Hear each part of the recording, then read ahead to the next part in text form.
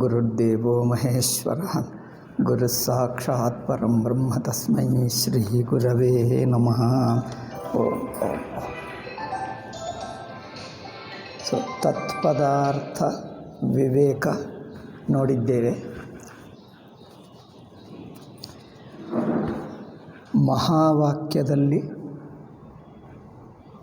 ಹೇಳಿರುವ ತತ್ತೆಂಬ ಮಾತಿನ ಅರ್ಥ ಮತ್ತು ತ್ವಂ ಎಂಬ ಮಾತಿನ ಅರ್ಥ, ಈ ಎರಡು ಒಂದೇ ಎನ್ನುವುದು ಗೊತ್ತಾಗ್ತದೆ, ವಾಕ್ಯದಿಂದಲೇ ಗೊತ್ತಾಗ್ತದೆ. ಕೆಲವರಂದರೆ ವ್ಯಾಖ್ಯಾನಕಾರರೇ ಮೊದಲು ತತ್ತೆಂದು ಬಿಡಿಯಾಗಿ ತಿಳ್ಕೊಳ್ಳಬೇಕಂತೆ, ತತ್ತೆಂಬ ಶಬ್ದದ ಅರ್ಥ, ನಂತರ ತ್ವಂ ಎಂಬ ಶಬ್ದದ ಅರ್ಥ. ಎರಡು ತಿಳ್ಕೊಂಡ ನಂತರ ಎರಡಕ್ಕೆ ಪರಸ್ಪರ ವಿರೋಧವಾಗುತ್ತದಂತೆ. ಆವಾಗ ಎರಡು ಒಂದೇ ಎಂದು ಹೇಳಿಬಿಟ್ಟರೆ ಹೊಂದಲ್ಲ ಅಂತೆ. ಹೀಗೆ ಹೇಳ್ತಾರೆ ಅವರು. ಮೊದಲು ತತ್ತಂದ್ರೇನು ತಿಳ್ಕೊಳ್ಳಬೇಕು, ಈಶ್ವರ, ತಮ್ಮಂದರೆ ಜೀವ, ತ್ವಂ ಅಂದರೆ ಜೀವ. ಈ ಎರಡು ತಿಳ್ಕೊಂಡ ನಂತರ ಎರಡಕ್ಕೆ ವಿರೋಧವಾಗುತ್ತದೆ. ಆವಾಗೇನು ಮಾಡಬೇಕು, ಲಕ್ಷಾರ್ಥ ತಗೊಂಡು ಎರಡರು ಒಟ್ಟಾಗುತ್ತವೆ ಎಂದು ಗೊತ್ತಾಗಬೇಕು ಎಂದು. ತ್ವಮ್ಮೆಂದು ತಿಳ್ಕೊಂಡ ನಂತರ ತತ್ತೆಂದು ತಿಳ್ಕೊಂಡ ನಂತರ ವಿರೋಧವೇಕೆ? ಇಲ್ಲಿ ನೋಡಿ, ಭಾಷ್ಯಕಾರರು ಹೇಳುವ ಪದ್ಧತಿ, ತ್ವಂ ಅಂದರೆ ಏನು, ತತ್ತಂದರೆ ಏನು ಶಾಸ್ತ್ರವೇ ಹೇಳ್ಕೊಡ್ತಾ ಇದೆ. ತತ್ತಂದರೆ ಏನು ಅಂದರೆ ಬ್ರಹ್ಮ, ತ್ವಂ ಅಂದರೆ ಏನು ಅಂದರೆ ಬ್ರಹ್ಮ. ಎರಡು ಬ್ರಹ್ಮ ಎಂದು ತಿಳ್ಕೊಂಡಾಗ ವಿರೋಧ ಎಲ್ಲಿಂದ ಬಂತು? ತ್ವಂ ಅಂದರೆ ಏನು ಶಾಸ್ತ್ರವೇ ಹೇಳ್ಕೊಡ್ತಾ ಇದೆ, ಶಾಸ್ತ್ರ ಅಂದರೆ ಉಪನಿಷತ್ತು. ತತ್ತಂದರೆ ಏನು ಶಾಸ್ತ್ರವೇ ಹೇಳ್ಕೊಡ್ತಾ ಇದೆ. ಆದ್ದರಿಂದ ಎರಡನ್ನು ತಿಳ್ಕೊಂಡ ನಂತರ ಮತ್ತೆ ಸೇರಿಸಬೇಕು ಎನ್ನುವುದು ಇದೇನು? ತಿಳ್ಕೊಂಡ ನಂತರ ಮತ್ತೆ ಸೇರಿಸುವುದ? ಇದೇ ಹುಚ್ಚು. ಎಲ್ಲರೂ ಹೇಳ್ತಾರೆ. ಒಬ್ಬನಿದ್ದ ಮತ್ತೆ ಮತ್ತೆ ಮತ್ತೆ ಮತ್ತೆ ಇರಿಟೇಟ್ ಮಾಡುತ್ತಿದ್ದ. ಪಾಠಕ್ಕೆ ಬಂದು ಅವರ ಶರೀರ ಬಿಟ್ಟರಂತೆ, ಬರ್ತಾ ಇಲ್ಲ, ಒಳ್ಳೆಯದಾಯಿತು. ಪ್ರಶ್ನೆ ಹೇಳ್ತಾನೆ, ಉತ್ತರ ಹೇಳಿದ್ದರೂ ಮತ್ತೆ ಅದೇ ಪ್ರಶ್ನೆ ಹೇಳ್ತಾನೆ. ಮತ್ತೆ ಇನ್ನೊಂದು ಹೇಳಿದರೂ ಮತ್ತೆ ಅದೇ ಪ್ರಶ್ನೆ. ನಾನು ಹೇಳಿದ್ದೀನಿ, ಉತ್ತರ ಹೇಳ್ತಾನೇ ಇದ್ದೀನಿ, why do you repeat ignoring the answer? ಉತ್ತರ ಕೇಳದೆ ಮತ್ತೆ ಅದೇ ಪ್ರಶ್ನೆ ಮಾಡ್ತಾರೆ, ಮತ್ತೆ ಅದೇ ಪ್ರಶ್ನೆ ಮಾಡ್ತಾರೆ. ಏನು ನಿನಗೆ ಹುಚ್ಚ ಎಂದು ಹೇಳಿದೆ. ಅದು ಏನದು? ಹೋಲ್ ಕ್ಲಾಸೆಲ್ಲ ಹಾಳು ಮಾಡುತ್ತಿದ್ದ. ಆವಾಗನಿಂದ ನನಗೆ ಮಾತ್ರ ಒಂದು ಬುದ್ಧಿವಂತು, ಏನಂದರೆ ಯಾರು ಪ್ರಶ್ನೆಗೆ ಉತ್ತರ ಹೇಳಬಾರದು. ಅದು ಕಲ್ತ್ಕೊಂಡೆ ನಾನು ಇಷ್ಟು ವರ್ಷಕ್ಕೆ. 40 ವರ್ಷ ಪಾಠ ಹೇಳಿ ಹೇಳಿ ಹೇಳಿ ಈಗ ಕಲ್ತ್ಕೊಂಡೆ, ಯಾರು ಪ್ರಶ್ನೆಗೆ ಉತ್ತರನೇ ಹೇಳಬಾರದು. ಏಕೆಂದರೆ ಪ್ರಶ್ನೆ ಕೇಳಿರುವವನು ತಿಳ್ಕೊಳ್ಳುವುದಕ್ಕೆ ಪ್ರಶ್ನೆ ಮಾಡಲ್ಲ.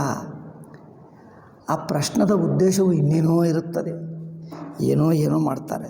ಅದಕ್ಕೋಸ್ಕರ ಕ್ಲಾಸ್ ಡಿಸ್ಟರ್ಬ್ ಮಾಡಬೇಕು, ಅಟೆನ್ಷನ್ ಎಲ್ಲ ತನ್ನ ಮೇಲೆ ಬೀಳಬೇಕು. ಮೆಂಟಲ್ ಕೇಸ್ಗಳಿಗೆ ನಿಮ್ಮ ಹ್ಯಾನ್ಸ್ ಇದೆ, ಇಲ್ಲೇಕೆ ನಿಮ್ಸ್ ಹೇಳ್ತಾರೆ, ನಿಮ್ಮ ಹ್ಯಾನ್ಸ್ ಹೇಳ್ತಾರೆ.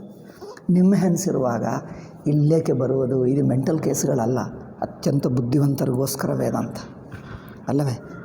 ಹುಚ್ಚು ಇಲ್ಲದವರು ಅತ್ಯಂತ ಬುದ್ಧಿವಂತರು, ಸಂಸ್ಕಾರವಂತರು, ಶುದ್ಧ ಹೃದಯರು.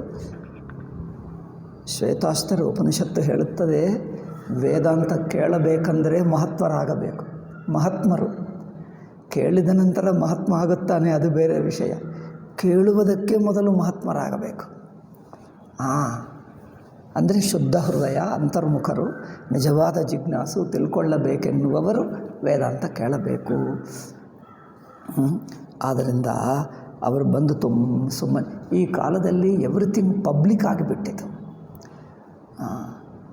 ಪಬ್ಲಿಕ್ ಅಂದರೆ ಅರ್ಥ, ಅದಕ್ಕೆ ಅವರ ಯೋಗ್ಯತಾ, ಅವರ ರುಚಿ, ಅವರ ಆಸಕ್ತಿ ನೋಡದೆ ಸುಮ್ಮನೆ ಬಲವಂತವಾಗಿದೆ.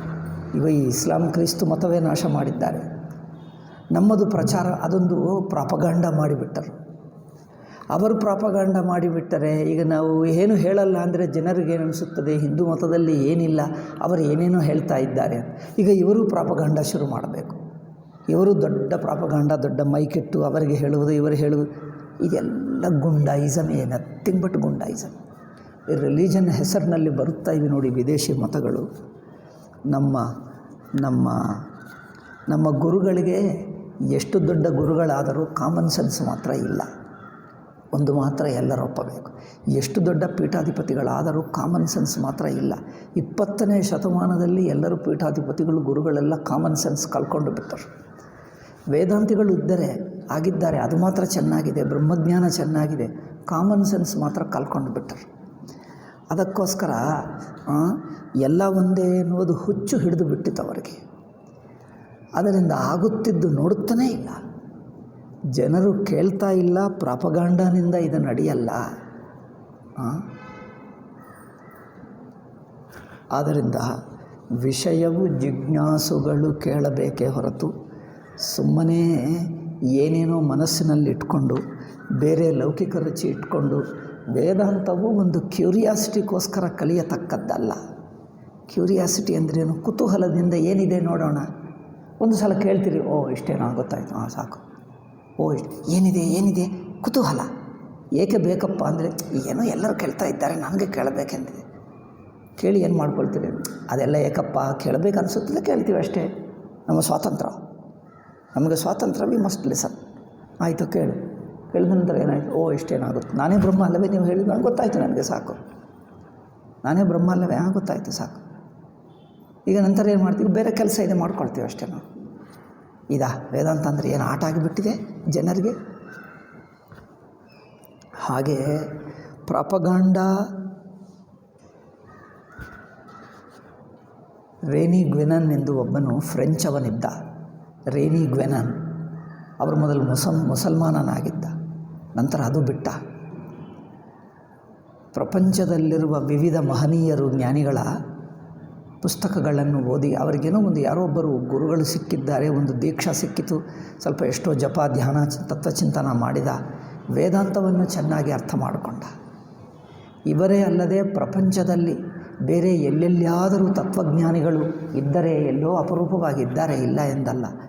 ಅವರದು ತಿಳ್ಕೊಂಡು ಅವರೆಲ್ಲರದು ಸಪೋರ್ಟ್ ಮಾಡುತ್ತಾ he started writing books. René Guénon ಎಂದು ಅವರು ಇದೇ ಹೇಳ್ತಾರೆ, ಈ ವೆಸ್ಟರ್ನ್ ಪದ್ಧತಿ ಹಾಳು ಮಾಡಿದ್ದು. ಎಲ್ಲರಿಗೂ ಕೊಡಬೇಕು, ಎಲ್ಲ ನಾಲೆಜ್ ಎಲ್ಲರಿಗೂ ಕೊಡಬೇಕು, ಯಾವುದು ರಹಸ್ಯವಾಗಿಡಬಾರದು. ನಮ್ಮ ಜನರು ಹೇಳಿದ್ದಾರೇನು? ಎಲ್ಲರಿಗೂ ನಿಗೂಢ ತತ್ವಗಳನ್ನು ಎಲ್ಲರಿಗೆ ಹೇಳಬೇಡ, ಅವರು ಯೋಗ್ಯತೆ ಬಂದಾಗ ಹೇಳಬಹುದು. ಮೊದಲು ಕೆಳಮಟ್ಟದ ಸಾಧನಗಳನ್ನು ಮಾಡಿಕೊಂಡು ಮನಸ್ಸು ಸ್ವಲ್ಪ ಶುದ್ಧವಾಗಿ ವೈರಾಗ್ಯವಾಗಿ ಅಂತರ್ಮುಖವಾದಾಗ ಈ ಆಳವಾದ ತತ್ವ ಹೇಳಬಹುದು. ಅಯೋಗ್ಯನಿಗೆ ಹೇಳಿಬಿಟ್ಟರೆ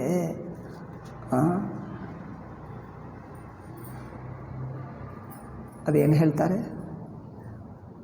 ಯಾರಾದರೂ ಫಂಕ್ಷನ್ಗೆ ಬಂದರೆ, ಮದುವೆಗೆ ಬಂದರೆ ಒಂದು ಏನದು ಗುಡ್ ಸ್ಮೆಲ್ಲಿಂಗ್ ಇದು ಅವ್ರ ಮೇಲೆ ಹಾಕ್ತಾರೆ ನೋಡಿ, ಅದೇನು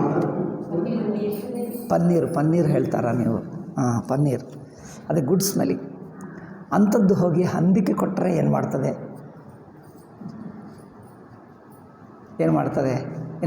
ಗೊತ್ತಿಲ್ವಾ? ಒಂದು ಸಲ ಕೊಟ್ಟು ನೋಡಿ. ಯಾವುದೇ ಕೊಟ್ಟು ನೋಡಬೇಕು, ಸುಮ್ಮನೆ ಯಾರೂ ನಂಬಬಾರದು. ಅದಕ್ಕೆ ಮಹಾ ದುರ್ಗಂಧ ಎನಿಸುತ್ತದೆ. ಅಪ್ಪ, ಅಷ್ಟೆಲ್ಲ ಡ್ರೈನೇಜು ಅದೆಲ್ಲ ಇದೆ ನೋಡಿ, ಆದಷ್ಟು ನಿಮ್ಮ ಪನ್ನೀರಕ್ಕೆ ಅರ್ಥವೇ ಇಲ್ಲ.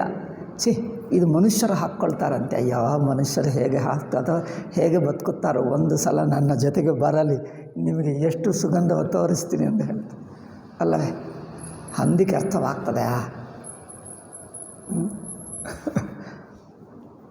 ಒಂದು ವೇಮನ ಹೇಳ್ತಾನೆ, ಪಂದಿ ಬುರದ ಮೆಚ್ಚು ಪನ್ನೀರು ಮೆಚ್ಚುನ.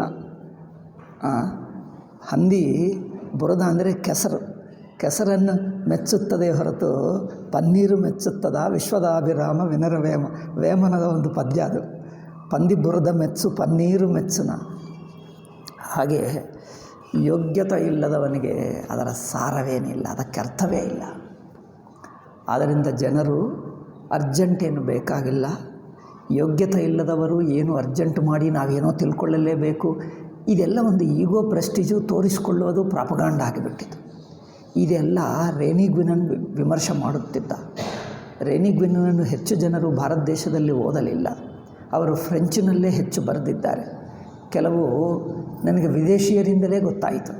ಇಲ್ಲಿಗೆ ಬಂದರು ನೋಡಿ, ಇಟಲಿ ಅವರೇ ಹೇಳಿಕೊಟ್ಟರು.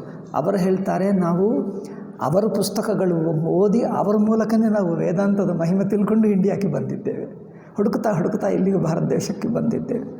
ಅವರು ಭಾರತ ದೇಶ ವೇದಾಂತ ಕುರಿತು, ಶಂಕರಾಚಾರ್ಯ ಕುರಿತು ಎಷ್ಟೋ ಅದ್ಭುತವಾಗಿ, ಎಷ್ಟೋ ಆದರದಿಂದ ಭಕ್ತಿಪೂರ್ವಕ ಪ್ರಶಂಸಾಪೂರ್ವಕ ಬರೆದಿದ್ದಾರೆ. ಅವರು ನನಗೆ ಪ್ರತಿ ಸಲ ಬಂದಾಗೆಲ್ಲ ಕೆಲವು ಪುಸ್ತಕಗಳು ತಂದು ಕೊಡ್ತಿದ್ದರು. ಅದು ಅವರದು ನಾನು ನೋಡಿದೆ. ಅವರು ಇದೇ ಹೇಳ್ತಾರೆ, ವೆಸ್ಟ್ ಏನು ಮಾಡಿತಂದರೆ ಯಾವ ಜ್ಞಾನವೂ ರಹಸ್ಯ ಬಿಡಬಾರದು, ಎಲ್ಲವೂ ಎಲ್ಲರಿಗೆ ಹೇಳಬೇಕು. ಬಾಂಬು ಹೇಗೆ ತಯಾರು ಮಾಡುವುದು ಹೇಳಬೇಕು, ರಿವಾಲ್ವರ್ ಹೇಗೆ ತಯಾರು ಮಾಡುವುದು, ಎಲ್ಲ knowledge equality for all. Bomb ಹೇಗೆ ತಯಾರು ಮಾಡುವುದು ಎಲ್ಲರಿಗೆ ಹೇಳಬೇಕು, ರಿವಾಲ್ವರ್ ಹೇಗೆ ತಯಾರು ಮಾಡುವುದು ಎಲ್ಲರಿಗೆ ಹೇಳಬೇಕು, ಎಲ್ಲ ವಸ್ತು ಎಲ್ಲರ ಕೈಯಲ್ಲಿಗೆ ಹೋಗಬೇಕು, ಯಾವುದು ಮುಚ್ಚಬಾರದು, ಯಾವುದು ಪ್ರೈವೇಟು ಸ್ಪೆಷಲ್ ಎನ್ನುವುದು ಇರಲೇಬಾರದು, ಎಲ್ಲರಿಗೆ ಎಲ್ಲ. ಚೆನ್ನಾಗಿದೆ. ಬಾಂಬ್ ಹೇಗೆ ಮಾಡಬೇಕು ಅವ್ರಿಗೆ ಲೋಯರ್ KG-ನಿಂದಲೇ ಹೇಳ್ಕೊಡ್ಬೇಕು, LKG-ನಿಂದಲೇ. ಚೆನ್ನಾಗಿರ್ತದೆ. ಈಗ ಇದೇ ಈ ಮೂರ್ಖ ವೆಸ್ಟರ್ನ್ ಕಲ್ಚರು ಮಾಡುತ್ತಿದೆ. ಅವರು ಮಾತ್ರ ತಮ್ಮದೆಲ್ಲ ಮುಚ್ಚಿಟ್ಕೊಳ್ತಾರೆ ಅಮೆರಿಕಾದಲ್ಲಿ, ನಮ್ಮದು ಮಾತ್ರ ಎಲ್ಲರಿಗೂ ಆಗಬೇಕು. ಈಗಲೂ ಅದೇ ನಡೆಯುತ್ತಾ ಇದೆ. ನಮ್ಮ ಜ್ಞಾನಗಳೆಲ್ಲ ಇಂಡಿಯಾಕ್ಕೆ ಬಂದು ಕಲಿತುಕೊಂಡು ನಮ್ಮ ಪುಸ್ತಕಗಳೆಲ್ಲ ಗೊತ್ತಾ ನಿಮಗೆ? ಮಹಾಭಾರತ ರಾಮಾಯಣಗಳೇ ಅಲ್ಲ, ಸನ್ಯಾಸ ಧರ್ಮ ಪುಸ್ತಕ ಇಂಡಿಯಾದಲ್ಲಿ ಇಂಗ್ಲೀಷ್ನಲ್ಲಿ ಅನುವಾದವಾಗಲಿಲ್ಲ ಇಷ್ಟುವರೆಗೂ. ಸನ್ಯಾಸ ಧರ್ಮ ಪುಸ್ತಕ ಅಮೆರಿಕಾದಲ್ಲಿ ಪ್ರಿಂಟಾಗಿ ಇಂಗ್ಲೀಷ್ ಅನುವಾದ ಮಾಡಿ ಪ್ರಿಂಟ್ ಮಾಡಿದ್ದಾರೆ. ಸನ್ಯಾಸ ಧರ್ಮ ಅವರಿಗೇನು ಉಪಯೋಗ? ಸನ್ಯಾಸ ಧರ್ಮದಲ್ಲಿ ಅವರು ಏನು ಮಾಡ್ತಾರೆ, ಅವರ ದಂಡ ಹೇಗೆ ಇಟ್ಕೊಳ್ತಾರೆ, ಅದನ್ನು ಪೂಜೆ ಹೇಗೆ ಮಾಡ್ತಾರೆ, ಅದೆಲ್ಲ ಅಲ್ಲಿ ಬರೆದಿದ್ದು. ಅದು ಏಕೆ ಅವ್ರಿಗೇನು ಸಂಬಂಧವೇ ಇಲ್ಲ. ಅವರು ಜೀವಿಸ್ತಾರ ಸನ್ಯಾಸ ಧರ್ಮ? ಅದು ನಮ್ಮದು, ನಮ್ಮ ಆಚಾರಗಳು. ಅವ್ರಿಗೇಕೆ? ಸೋಮಯಾಗ ಹೇಗೆ ಮಾಡ್ತಾರೆ, ಅಶ್ವಮೇಧ ಯಾಗ, ಇದು ನಮಗೆ ಹೇಗೆ? ಅವ್ರಿಗೇನು ಸಂಬಂಧವೇ ಇಲ್ಲ. ಅವರಿಗೆ ಸಂಬಂಧವಿದೆ ಎಂದಲ್ಲ, ನಿಮ್ಮದೆಲ್ಲ ನಾವು ತಿಳ್ಕೊಳ್ಳಬೇಕು, ನಮ್ಮದು ಮುಚ್ಚಿಟ್ಟು ನಿಮ್ಮನ್ನು ಹಿಂಸೆ ಮಾಡಬೇಕು. ಇದೊಂದು ಗುಂಡಾಯಿಸಮೇ. ನಮ್ಮ ಯೂನಿವರ್ಸಿಟಿಗಳು ಸ್ಥಾಪಿಸಿ ನಮ್ಮ ಹಣಗಳೆಲ್ಲ ತಗೊಂಡು ನಮ್ಮ ಪುಸ್ತಕಗಳೆಲ್ಲ ಅನುವಾದ ಮಾಡಿ, ನಿಮಗೆ ಯಾವುದು ಸೋಮಯಾಗ ಎಲ್ಲ ನಿಮ್ಮ ಇಂಡಿಯನ್ ಭಾಷೆಯಲ್ಲೇ ಸಿಗಲ್ಲ, ಇಂಗ್ಲೀಷ್ನಲ್ಲಿ ಸಿಗ್ತದೆ. ಸೋಮಯಾಗ, ರಾಜಸೂಯ ಯಾಗ, ಎಲ್ಲ ಯಾಗಗಳು ನಿಮ್ಮ ಕನ್ನಡದಲ್ಲಿ ಸಿಗ್ತಾವೆ. ತೋರಿಸಿ ಒಂದು ಪುಸ್ತಕ. ಸಂಸ್ಕೃತದಲ್ಲಿವೆ ಬೇಕಾದಷ್ಟು, ಕನ್ನಡದಲ್ಲಿದೆಯಾ? ಯಾವುದಿಲ್ಲ, ಎಲ್ಲ ಇಂಗ್ಲೀಷ್ನಲ್ಲಿ ಸಿಗ್ತದೆ, ಎಲ್ಲ ಸಿಗ್ತದೆ. ಎಲ್ಲ ಪುಸ್ತಕಗಳು ಕನ್ನಡದಲ್ಲಿ ಇಂಗ್ಲೀಷ್ನಲ್ಲಿ ಸಿಗ್ತವೆ. ಈಗ ಇದೆಲ್ಲ ಇನ್ನೊಬ್ಬರದು ಕಿತ್ತುಕೊಳ್ಳುವ ಕಳ್ಳಬುದ್ಧಿ, ಗುಂಡಬುದ್ಧಿ ಅಷ್ಟೇ, ಏನಿಲ್ಲ ಅರ್ಥ. ರೇಣಿಗುನ್ನನವರು ಬರೆಯುತ್ತಾರೆ, ಈ ನಿಗೂಢ ತತ್ವಗಳನ್ನು ಅಯೋಗ್ಯನಿಗೆ ಕೊಟ್ಟರೆ ಅದೆಲ್ಲ ಅವರಿಗೆ ಉಲ್ಟಾ ಕಂಡು ಬರುತ್ತದೆ ಅಲ್ಲವೇ? ಉಲ್ಟಾ ಕಂಡು ಬರಲ್ಲವಾ? ನಿಗೂಢ ತತ್ವ ಅಯೋಗ್ಯನಿಗೆ, ಅಲ್ಪಜ್ಞನಿಗೆ ಕೊಟ್ಟರೆ ಇವನ್ನೆಲ್ಲ ಮೂರ್ಖರಾಗಿ ಕಂಡು ಬರ್ತಾರೆ. ಧ್ಯಾನ ಮಾಡಬೇಕು, ಪ್ರತಿ ದಿವಸ ಕಣ್ಣು ಮುಚ್ಕೊಂಡು ಹೇಗಿರಬೇಕಂದ್ರೆ ಅವ್ರು ಹುಚ್ಚು ಅಂತ ಹೇಳಿಬಿಡ್ತಾನೆ. ಈ ಕಣ್ಣು ಮುಚ್ಕೊಂಡು ಹೇಗಿರಬೇಕು? ಪ್ರಪಂಚವೆಲ್ಲ ಚೆನ್ನಾಗಿ ನೋಡ್ಬೋದು, TV ನೋಡ್ಬೋದು, ಜನರು ಬೈಯುತ್ತಾರೆ, ಗಲಾಟೆ ಮಾಡ್ತಾರೆ, ಪಕ್ಕ ಮನೆಯಲ್ಲಿ ನೋಡೋರೆಲ್ಲರೂ ಹೇಗೆ ಜಗಳ ಮಾಡ್ತಾರೆ, ಅವರ ಜಗಳಗಳು, ಪರಸ್ಪರ ಬೈಗಳು ಚೆನ್ನಾಗಿ ಕೇಳಬಹುದು. ಕಣ್ಣು ಮುಚ್ಕೊಂಡು ಧ್ಯಾನ ಮಾಡಿದರೆ ಏನು ಬರ್ತದಪ್ಪ? ಹುಚ್ಚು ಬುದ್ಧಿ ಅಲ್ಲವೇ? ಅಂಥವನಿಗೆ ಧ್ಯಾನ ಅಂದರೆ ಏನು ಹೇಳಬೇಕಂತೆ. ಅವ್ರಿಗೇನಾದರೂ ಅರ್ಥವಾಗ್ತದೆ? ಅಂದರೆ ನಿಗೂಢ ವಿಷಯಗಳನ್ನು ಅಯೋಗ್ಯನಿಗೆ ಹೇಳಿಬಿಟ್ಟರೆ ಅದನ್ನು ತಪ್ಪರ್ಥ ಮಾಡಿಕೊಂಡು ಉಲ್ಟಾ ತಿಲ್ಟಾ ಮಾತಾಡ್ತಾರೆ. ಅದು ಏಕೆ ಕೊಡುವುದು? ಏನು ಪ್ರಯೋಜನ?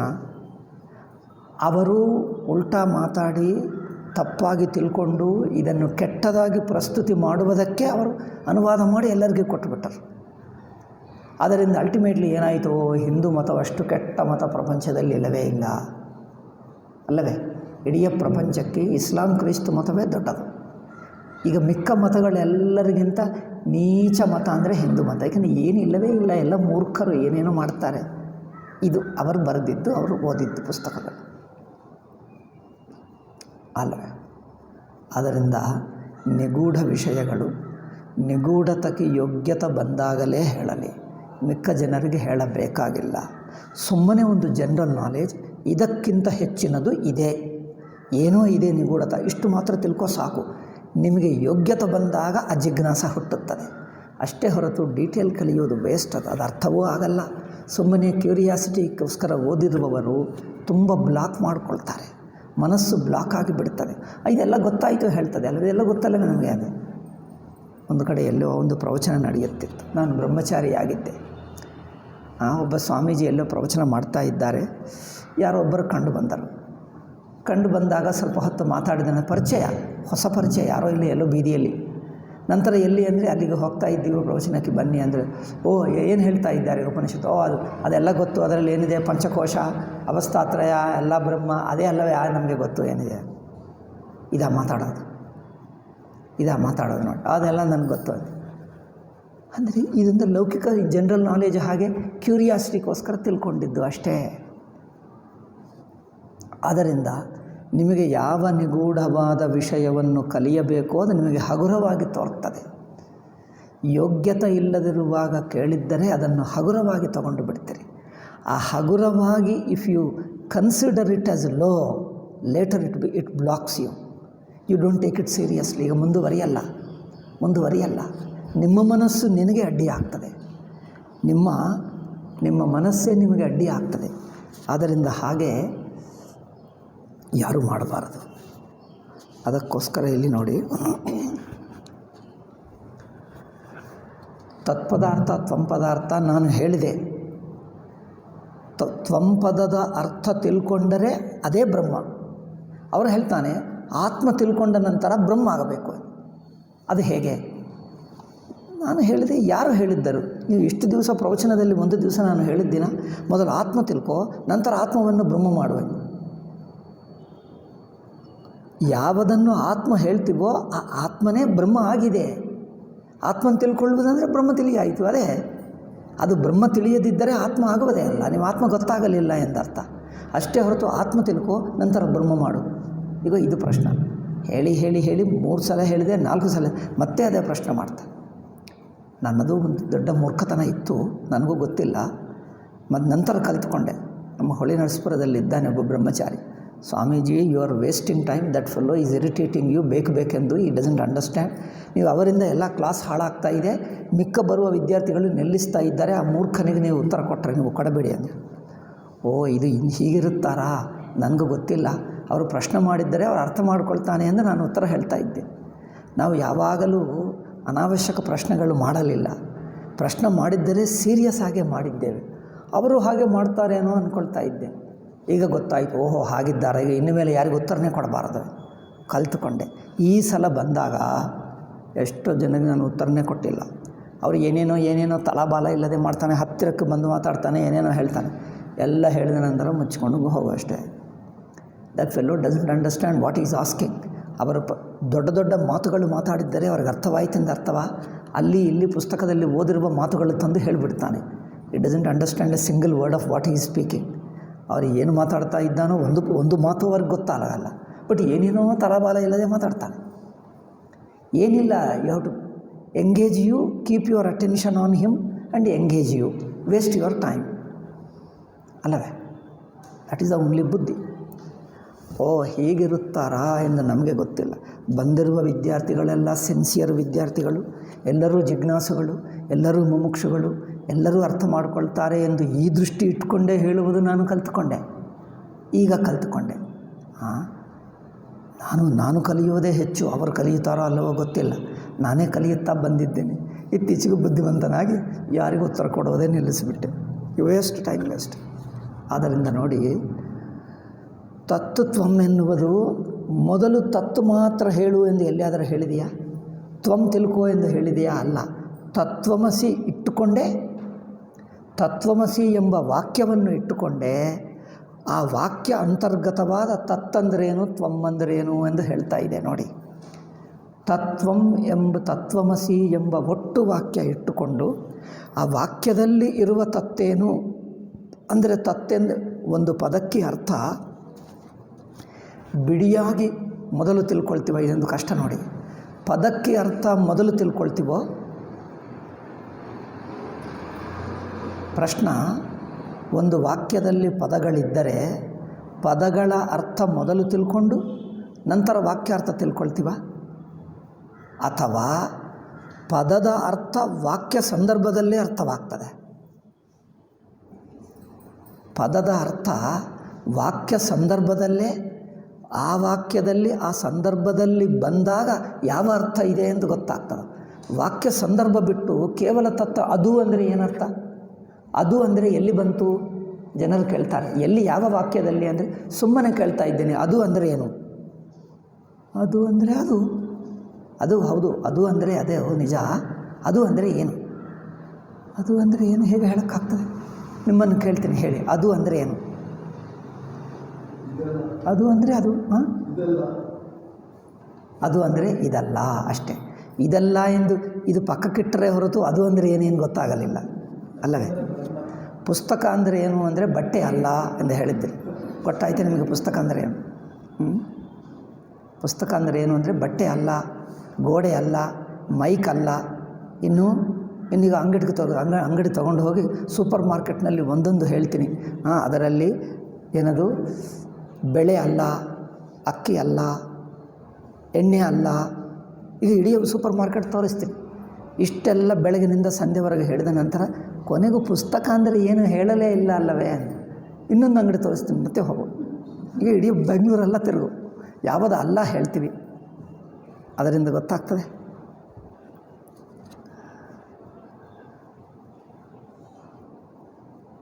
ಅಂದರೆ ವಾಕ್ಯ ಸಂದರ್ಭದಲ್ಲೇ ಮಿಕ್ಕ ಪದಗಳ ಕನೆಕ್ಷನ್ನಲ್ಲೇ ಆ ಪದಕ್ಕೆ ಅರ್ಥ ಗೊತ್ತಾಗ್ತದೆ. ಮಿಕ್ಕ ಪದಗಳ ಸಂಬಂಧದಲ್ಲಿ ಆ ಪದದ ಅರ್ಥವೇನು ಎನ್ನುವುದು ಗೊತ್ತಾಗ್ತದೆ. ಆದ್ದರಿಂದ ತತ್ವಮಸಿ ಎಂದು ಒಟ್ಟು ವಾಕ್ಯವನ್ನು ಇಟ್ಟುಕೊಂಡು, ಅಂದರೆ ತಾನು ಬ್ರಹ್ಮ ಎಂದು ಇಟ್ಟುಕೊಂಡು ಆ ತಾನು ಯಾರು, ಬ್ರಹ್ಮ ಯಾರು ಎಂದು ವಿಚಾರ ಮಾಡ್ತದೆ ಶಾಸ್ತ್ರ. ಆ ತಾನನ್ನು ತಿಳ್ಕೊಂಡ್ರೆ ಅದು ಬ್ರಹ್ಮ ಜೊತೆಗೆ ಒಂದು ಎಂದು ಗೊತ್ತಾಗೇ ಬಿಡ್ತದೆ. ತನ್ನನ್ನು ತಿಳ್ಕೊಳ್ಳಲಿ, ಬ್ರಹ್ಮವನ್ನು ತಿಳ್ಕೊಳ್ಳಲಿ, ಎರಡರಲ್ಲಿ ಯಾವುದು ತಿಳ್ಕೊಂಡರೂ ಇನ್ನೊಂದು ಗೊತ್ತಾಗೇ ಬಿಡ್ತದೆ. ಏಕೆಂದರೆ ಎರಡು ಮೊದಲು ತಿಳ್ಕೊಂಡು ನಂತರ ಜಾಯ್ನಿಂಗ್ ಅಲ್ಲ. ಒಂದು ತಿಳ್ಕೊಂಡ್ರೆ ಅದರಲ್ಲೇ ಇನ್ನೊಂದಿದೆ, ಇನ್ನೊಂದು ಅಡಕವಾಗೇ ಇದೆ ಹಾಗೆ. ಆದ್ದರಿಂದ ತತ್ತೆಂದು ತಿಳ್ಕೊಂಡರೆ ತ್ವಂ ಸೇರೇ ಇದೆ. ತ್ವಮ್ಮನ್ನು ಸೇರಿಸದೆ ಕೇವಲ ತತ್ತು ತಿಳ್ಕೊಳ್ಳೋಕ್ಕಾಗಲ್ಲ. ಅದಕ್ಕೋಸ್ಕರ ತತ್ಪದದ ಅರ್ಥದಲ್ಲಿ ಆತ್ಮ ಸೇರಿಕೊಂಡಿದೆಯಾ, ಆತ್ಮ ಬಿಟ್ಟು ಮಿಕ್ಕದು ಮಾತ್ರ ತತ್ತ. ಇದು ಅಲ್ಲ ಎಂದು ಹೇಳಿದ್ದಾರೆ ನೋಡಿ. ತತ್ತಂದರೆ ಅದು ಅಂದರೆ ಇದು ಅಲ್ಲ. ಅಂದರೆ ಇದು ಅಂದರೆ ತಾನು, ತನ್ನನ್ನು ಬಿಡಿಸಿ ಮಿಕ್ಕದ್ದು ಎಂದು ಆಗುತ್ತದೆ. ಇಲ್ಲಿ ತತ್ಪದಾರ್ಥ ಅಂದರೆ ತನ್ನನ್ನು ಬಿಡಿಸಿ ತನ್ನನ್ನು ಮಾತ್ರ ಎಕ್ಸ್ಕ್ಲೂಡ್ ಮಾಡಿ ಪಕ್ಕಕ್ಕಿಟ್ಟು ಮಿಕ್ಕದು ತತ್ತೆಂದು ಹೇಳಿತಾ? ಹಾಗೇನು ಹೇಳಲಿಲ್ಲವೇ? ಅದಕ್ಕೋಸ್ಕರ ನಿನ್ನ ವಿಚಾರ ಮಾಡುವಾಗ ಏನು ಹೇಳಿದ್ದೀವಿ?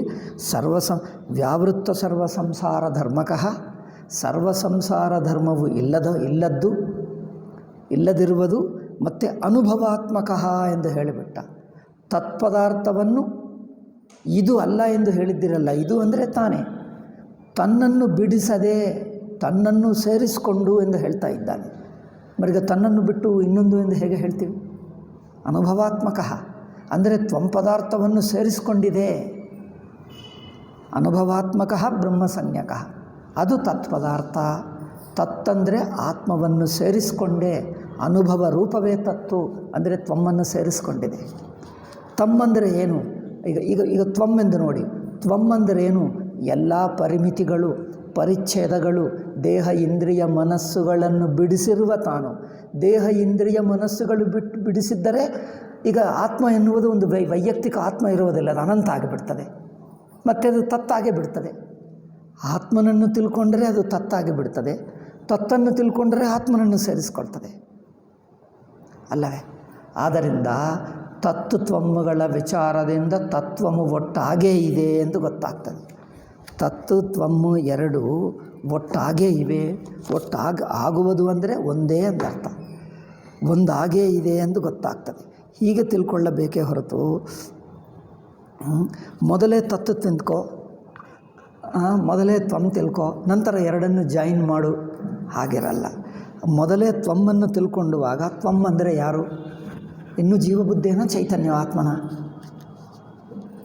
ಜೀವಬುದ್ಧಿ ಆದರೆ మరి ಜೀವಬುದ್ಧಿಯನ್ನು ಬ್ರಹ್ಮ ಜೊತೆಗೆ ಒಟ್ಟುಗೂಡಿಸೋಕ್ಕಾಗಲ್ಲ.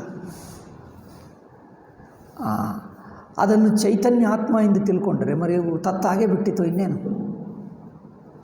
ಇದು ಅವರಿಗೆ ಹೇಳಿದ್ದೀನಿ. ಹಾಗೆ ತ್ವಮ್ ಅಂದರೆ ಆತ್ಮ ಅಂದರೆ ಅನಂತ ಸ್ವರೂಪ ಎಂದೇ ಅರ್ಥ, ಅಖಂಡ ಚೈತನ್ಯ ಎಂದೇ ಅರ್ಥ. ಅವರು ಹೇಳ್ತಾರೆ ಆತ್ಮನ ತಿಳ್ಕೊಂಡ ನಂತರ ಮತ್ತೆ ಬ್ರಹ್ಮ ಹೇಗೆ ಆಗಬೇಕು? ಮತ್ತೆ ಅದೇ ಪ್ರಶ್ನೆ ಮಾಡ್ತಾನೆ. ಎಷ್ಟು ಸಲ ಉತ್ತರ ಕೊಟ್ಟರು?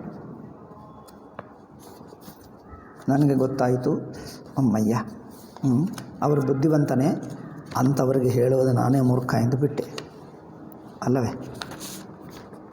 ಭರ್ತೃಹರಿ ಅದೇ ಹೇಳ್ತಾನೆ, ಮೊದಲು ನನಗೆಲ್ಲ ಗೊತ್ತಿದೆ ಅಂದ್ಕೊಂಡೆ, ನಂತರ ಕಾಲ ಕಲಿಯುತ್ತಾ ಪ್ರಪಂಚವನ್ನು ನೋಡುತ್ತಾ ಗೊತ್ತಾಯಿತು ನಾನೇ ಎಲ್ಲರಿಗಿಂತ ಮೂರ್ಖ, ಯಾರೂ ಇಲ್ಲ ಪ್ರಪಂಚದಲ್ಲಿ ನನ್ನಂಥ ಮೂರ್ಖ, ನಾನೇ ಏನು ಗೊತ್ತಿಲ್ಲ, ಇನ್ನೂ ನಾನೇ ಕಲಿಯತಕ್ಕದ್ದು, ಯಾರಿಗೇನು ಹೇಳತಕ್ಕದ್ದಿಲ್ಲ. ಏಕೆಂದರೆ ಇನ್ನೊಬ್ಬರಿಗೆ ಹೇಳ್ತೀನಿ ಅಂದ್ಕೊಂಡರೆ ಇವರು ಹೇಳಿ ಇವ್ರಿಗೆ ಬೇಜಾರಾಗ್ತದೆ. ಯಾರು ಇನ್ನೊಬ್ಬರಿಗೆ ಹೇಳೋಕ್ಕಾಗಲ್ಲ, ಹೇಳಿದ್ದರೂ ಅರ್ಥವಿಲ್ಲ. ಹೇಳುವ ನೆಪದಿಂದ ನೀನು ಕಲ್ತ್ಕೋ ಅಷ್ಟೇ. ಆ ಮಿಕ್ಕ ಜನರು ಹಾಗೆ ಇರ್ತಾರೆ, ಅವ್ರಿಗೆ ಏನಾಗ್ತದೋ ಅವ್ರಿಗೆ ಗೊತ್ತು. ಅವ್ರಿಗೆ ಏನಾಗ್ತದೋ ಎಷ್ಟು ಅರ್ಥ ಮಾಡ್ಕೊಳ್ತಾರೋ. ಯಾರು ಇನ್ನೊಬ್ಬರನ್ನು ಉದ್ಧರಿಸುವಕ್ಕೆ ಹೋಗಲ್ಲ. ಇವನಿಗೆ ಹೇಳ್ತೀನಿ, ಇವರಿಗೆ ಒಪ್ಪಿಸ್ತೀನಿ ಎಂದು ಹೇಳುವಕ್ಕೆ ಹೋದರೆ ಯಾರು ಒಬ್ಬ ವ್ಯಕ್ತಿಯನ್ನು ಒಪ್ಪಿಸೋಕ್ಕಾಗಲ್ಲ, ಒಬ್ಬ ವ್ಯಕ್ತಿಗೆ ಹೇಳೋಕ್ಕಾಗಲ್ಲ. ಅವನೇ ಕಲಿತುಕೊಳ್ಳಬೇಕು ಎಂಬ ಜಿಜ್ಞಾಸ ಉಳ್ಳವನಾದರೆ ಅವನ ಅರ್ಥ ಮಾಡ್ಕೊಳ್ತಾನೆ. ಅವರಿಗೆ ಜಿಜ್ಞಾಸ ಇದ್ದರೆ, ನಾನು ಕಲಿಯಬೇಕು ಎಂದು ಅಂದ್ಕೊಂಡರೆ, ಅವರ ಅನ್ವೇಷಣೆ ಮಾಡುತ್ತಾ ಇದ್ದರೆ ಆ ಅನ್ವೇಷಣದಲ್ಲಿ ನೀವು ಸಹಾಯ ಮಾಡಬಹುದು. ಅವರಿಗೆ ಅನ್ವೇಷಣೆಯೇ ಇಲ್ಲ, ನೀವು ಎಷ್ಟು ಹೇಳಿ ಅವ್ರಿಗೆ ಒಪ್ಪಿಸ್ತೀರಿ? ಎಷ್ಟು ಹೇಳಿದರೂ ಒಪ್ಪಿಸೋಕ್ಕಾಗಲ್ಲ. ತಾನೇ ಹುಡುಕೊಳ್ತಾ ಇದ್ದರೆ ಅವನಿಗೆ ಹುಡುಕುವುದಿದೆ. ನೀವು ಹೇಳದಿದ್ದರೂ, ನೀವು ಸಿಗದಿದ್ದರೂ ಇನ್ನೊಬ್ಬರು ಸಿಗ್ತಾರೆ. ಯಾರು ಸಿಗದಿದ್ದರೂ ಅವರು ಹುಡುಕುವುದು ಮಾತ್ರ ಬಿಡಲ್ಲ. ಅವರು ಹುಡುಕ್ತಾ ಇದ್ದಾನೆ, ಅನ್ವೇಷಣೆ ಮಾಡ್ತಾ ಇದ್ದಾನೆ. ತನ್ನಗೋಸ್ಕರ ತನ್ನ ಹೃದಯದ ಜಿಜ್ಞಾಸದಿಂದ ತಾನು ಅನ್ವೇಷಣೆ ಮಾಡ್ತಾ ಇದ್ದಾನೆ. ತನ್ನ ಹೃದಯದಲ್ಲಿದೆ, ನಾನು ತಿಳ್ಕೊಳ್ಳಬೇಕು, ಈ ಜಗತ್ತಿನ ತತ್ವ ಏನು, ನಾನು ಯಾರು, ಏಕಿದ್ದೇನೆ, ಈ ತತ್ವ ನನಗೆ ತಿಳಿಯಬೇಕು. ಇನ್ನೊಬ್ಬರು ಹೇಳಲಿ ಬಿಡಲಿ, ನಾನು ಮಾತ್ರ ಹುಡುಕುವುದು ಬಿಡಲ್ಲ. ನಿಮಗೋಸ್ಕರ ನಾನೇನು ಹುಡುಕುವಕ್ಕೆ ಬಂದಿಲ್ಲ. ನೀವು ಹೇಳದಿದ್ದರೂ ನಾನು ಇನ್ನೊಂದು ಕಡೆ ಹೋಗಿ ಕಲ್ತ್ಕೊಳ್ತೀನಿ. ಇನ್ನು ಯಾರು ಹೇಳದಿದ್ದರೂ ನನ್ನ ಜಿಜ್ಞಾಸ ಮಾತ್ರ ಬಿಡಲ್ಲ. ನನ್ನ ಮನಸ್ಸು ಹುಡುಕ್ತಾನೆ ಇರುತ್ತೆ. ಅಂಥವನು ಸಿಕ್ಕಿದ್ದರೆ ನೀವು ಏನು ಹೇಳಿದ್ದರೂ ನಿಮ್ಮ ಹೇಳಿಕೆಯಿಂದ ಅವರಿಗೆ ಒಪ್ಪಿಸ್ತೀವಿ ಎಂದಲ್ಲ, ನಿಮ್ಮ ಹೇಳಿಕೆ ಅವರಿಗೆ ಸಹಾಯಕವಾಗಿ he will discover with your help, with the help of your teaching. With the help of your teaching he will discover, because he is already searching. ಅವರು ಜಿಜ್ಞಾಸುವಾದರೆ, ಅನ್ವೇಷಣಶೀಲನಾದರೆ ನಿಮ್ಮ teaching he will make use of and he will discover. ಅಷ್ಟೇ ಹೊರತು nobody can take a decision, nobody can take a responsibility that I shall convince him or I will teach him. ನಾನು ಇವರಿಗೆ ಹೇಳ್ಕೊಡ್ತೀನಿ, ಇವರಿಗೆ convince ಮಾಡ್ತೀನಿ ಎಂಬುದು ಯಾರಿಂದ ಆಗಲ್ಲ. ಅಂಥದ್ದು ಆಶೆ ಯಾರೂ ಇಟ್ಕೊಳ್ಳಬಾರದು. ಅವನೇ ಅನ್ವೇಷಕನಾದರೆ that's why much rests on the seeker. If is a sincere seeker, ನೀವು ನಿಮ್ಮ teaching he may use it, he will use it because he is a seeker. ಅವನ ಅನ್ವೇಷಕನಾಗುವುದರಿಂದ ನಿಮ್ಮ ಉಪದೇಶವನ್ನು ಅವರು ಬಳಸಿಕೊಳ್ಳುವ ಸಾಮರ್ಥ್ಯವಿದೆ, ಬಳಸಿಕೊಳ್ಳಬೇಕೆಂದಿದೆ. So he will. ರೋಡ್ ಮೇಲೆ ಇಲ್ಲಿ ಇದು ಲೆಫ್ಟ್ಗೆ ಹೋಗು, ರೈಟ್ಗೆ ಹೋಗು ಎಂದಲ್ಲೇನೋ ಆ್ಯರೋ ಮಾರ್ಕ್ ಇಡ್ತಾರೆ ನೋಡಿ. ಅದು ಆ್ಯರೋ ಮಾರ್ಕ್ ಬರೆದು ಇಟ್ಟುಬಿಡ್ತಾರೆ. ಬಂದಿರುವವರು ಬೇಕಾದರೆ ಬಳಸ್ಕೊಳ್ತಾರೆ, ಇಲ್ಲದಿದ್ದರೆ ರೈಟ್ಗೆ ಹೋಗು ಅಂದರೆ ಲೆಫ್ಟ್ಗೆ ಹೋದರೆ ಹೋಗು, ನಿಮ್ಮದೇ ಗತಿ, ಎಲ್ಲಿ ಹೋಗ್ತೀವಿ ನಾಶವಾಗಿಬಿಡ್ತೀವಿ. ಅವ್ರು ರೈಟ್ಗೆ ಹೋಗು ಅಂದರೆ ರೈಟ್ಗೆ ಹೋಗ್ತಾನೆ. ಅಂದರೆ ಅವರು ತೋರಿಸಿರುವ ಇನ್ಸ್ಟ್ರಕ್ಷನ್ ಬಳಸ್ಕೊಳ್ಳುವವರ ಕೈಯಲ್ಲಿದೆ. ನೀವು ಸಿನ್ಸಿಯರ್ ಆಗಿದ್ದರೆ ಬಳಸ್ಕೊಳ್ತೀವಿ, ಆಗಲ್ಲ ಅಂದರೆ ಬಳಸ್ಕೊಳ್ಳೋಕ್ಕಾಗಲ್ಲ ಅಷ್ಟೇ. ಅದರಿಂದ ನಾವು ಸುಮ್ಮನೆ ಹೇಳುವುದು ಬಿಡುವುದು. ನ್ಯೂಸ್ ರೀಡರ್ ಇರುತ್ತಾನೆ ನೋಡಿ. ನ್ಯೂಸ್ ರೀಡರ್ ಅಂದರೆ ಗೊತ್ತಾ? ಸುದ್ದಿ ಓದುವವನು. ಸುಮ್ಮನೆ ಓದಿ ಬಿಡಿ. ಯಾರಿಗಿಷ್ಟವೋ ಅವರು ಓದ್ತಾರೆ, ಕೇಳ್ತಾರೆ. ಯಾರಿಗಿಷ್ಟವೋ ಅವರು ಅದನ್ನು ತಿಳ್ಕೊಳ್ತಾರೆ. ಯಾರಿಗೆ ಬೇಡ ಅಂದರೆ ಏನಾದರೂ ಟಿ ವಿಯನ್ನು ಸ್ವಿಚ್ ಆಫ್ ಮಾಡ್ಕೊಂಡು ಹೋಗಿಬಿಡ್ತಾರೆ. ಅಲ್ಲವೇ? ನೀವೆಲ್ಲರೂ ಕೇಳಬೇಕು ಅಂತ ಹೇಳ್ತಾರೆ ನೋಡಿ. ಇವತ್ತಿನ ಸುದ್ದಿ ಹೇಳ್ತಾ ಇದ್ದೀನಿ, ಎಲ್ಲರೂ ಬನ್ನಿ, ಎಲ್ಲರೂ ಕೇಳಲೇಬೇಕು ಅಂತ.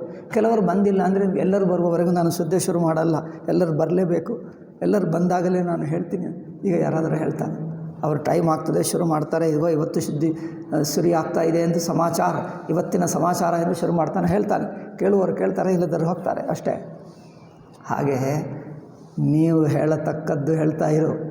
ಯಾರು ಸ್ವಯಂ ಜಿಜ್ಞಾಸುಗಳೋ, ಸ್ವಯಂ ಅನ್ವೇಷಕರೋ, ಸ್ವಯಂ ಹುಡುಕುವವರೋ ಅವರಿದನ್ನು ಬಳಸಿಕೊಂಡು ಸದುಪಯೋಗ ಮಾಡಿಕೊಂಡು ತಮ್ಮನ್ನು ತಾವು ತಿಳ್ಕೊಳ್ತಾರೆ ಅಷ್ಟೇ.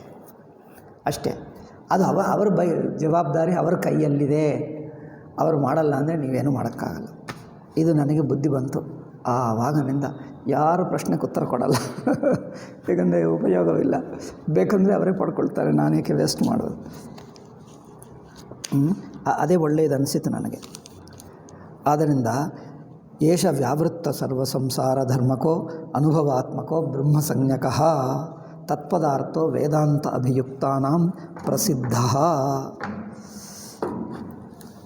ತತ್ಪದಾರ್ಥ ಆಯಿತಾ? ನೀನು ಹೇಳಿಬಿಟ್ಟಿದ್ದು ಇವತ್ತೇನು ಉಳಿಯಲಿಲ್ಲ. ಇವತ್ತೇನೋ ಸುಮ್ಮನೆ ಅವರನ್ನು ಬೈಯೋದೇ ಉಳಿದಿದೆ ಅಷ್ಟೇ. ಪಾಠ ಆದ ನಂತರ ಕೊನೆಗೂ ಬೈದು ಮುಗಿಸಿಬಿಡ್ತೀವಿ ಅಷ್ಟೇ ಕನ್ಕ್ಲೂಷನ್ನಲ್ಲಿ. ಈಗ ತ್ವಂ ಪದಾರ್ಥ ಹೇಳೋಣ ನೋಡಿ. ಈಗ ನೋಡಿ, ತಥಾ ತ್ವಂ ಪದಾರ್ಥೋಪಿ ಪ್ರತ್ಯಗಾತ್ಮ ಇದೆ ನೋಡಿ. ತ್ವಂ ಪದಾರ್ಥ ಅಂದರೆ ಪ್ರತ್ಯಗಾತ್ಮ. ಆತ್ಮ ಅಂದರೆ ತಾನು. ಆತ್ಮ ಅಂದರೆ ಒಳಗಿದೆ ಎಂದ, ಒಳಗೆ ಹೊರಗೆ ಅಲ್ಲ. ಆತ್ಮ ಅಂದರೆ ತಾನು. ಸಂಸ್ಕೃತದಲ್ಲಿ ಆತ್ಮ ಎಂಬ ಮಾತುಗೆ ತಾನು ಎಂದರ್ಥ. ತಾನು ಅಂದರೆ ತನ್ನಲ್ಲಿ ಎಷ್ಟೋ ತಾನಿದ್ದಾನೆ, ಈ ದೇಹವೂ ತಾನೇ ಅಲ್ಕೊಳ್ತಾನೆ ಅಲ್ಲ. ಪ್ರತ್ಯಗ ಆತ್ಮ. ಪ್ರತ್ಯಕ್ ಅಂದರೆ ಒಳಗಿನ ಆತ್ಮ. ಪ್ರತ್ಯಕ್ ಅಂದರೆ ಒಳಗಿನ ಆತ್ಮ ಅದು. ಒಳಗೆ ಅಂದರೆ ಒಳಗೆ ಅಂದರೆ ಏನು? ಎಲ್ಲಿ ಒಳಗೆ? ಒಳಗೆ ಅಂದರೆ ಮೈಕ್ರೋಸ್ಕೋಪ್ ಇಟ್ಟು ನೋಡಬೇಕಾ? ಒಳಗೆ ಅಂದರೆ ಎಲ್ಲಿ?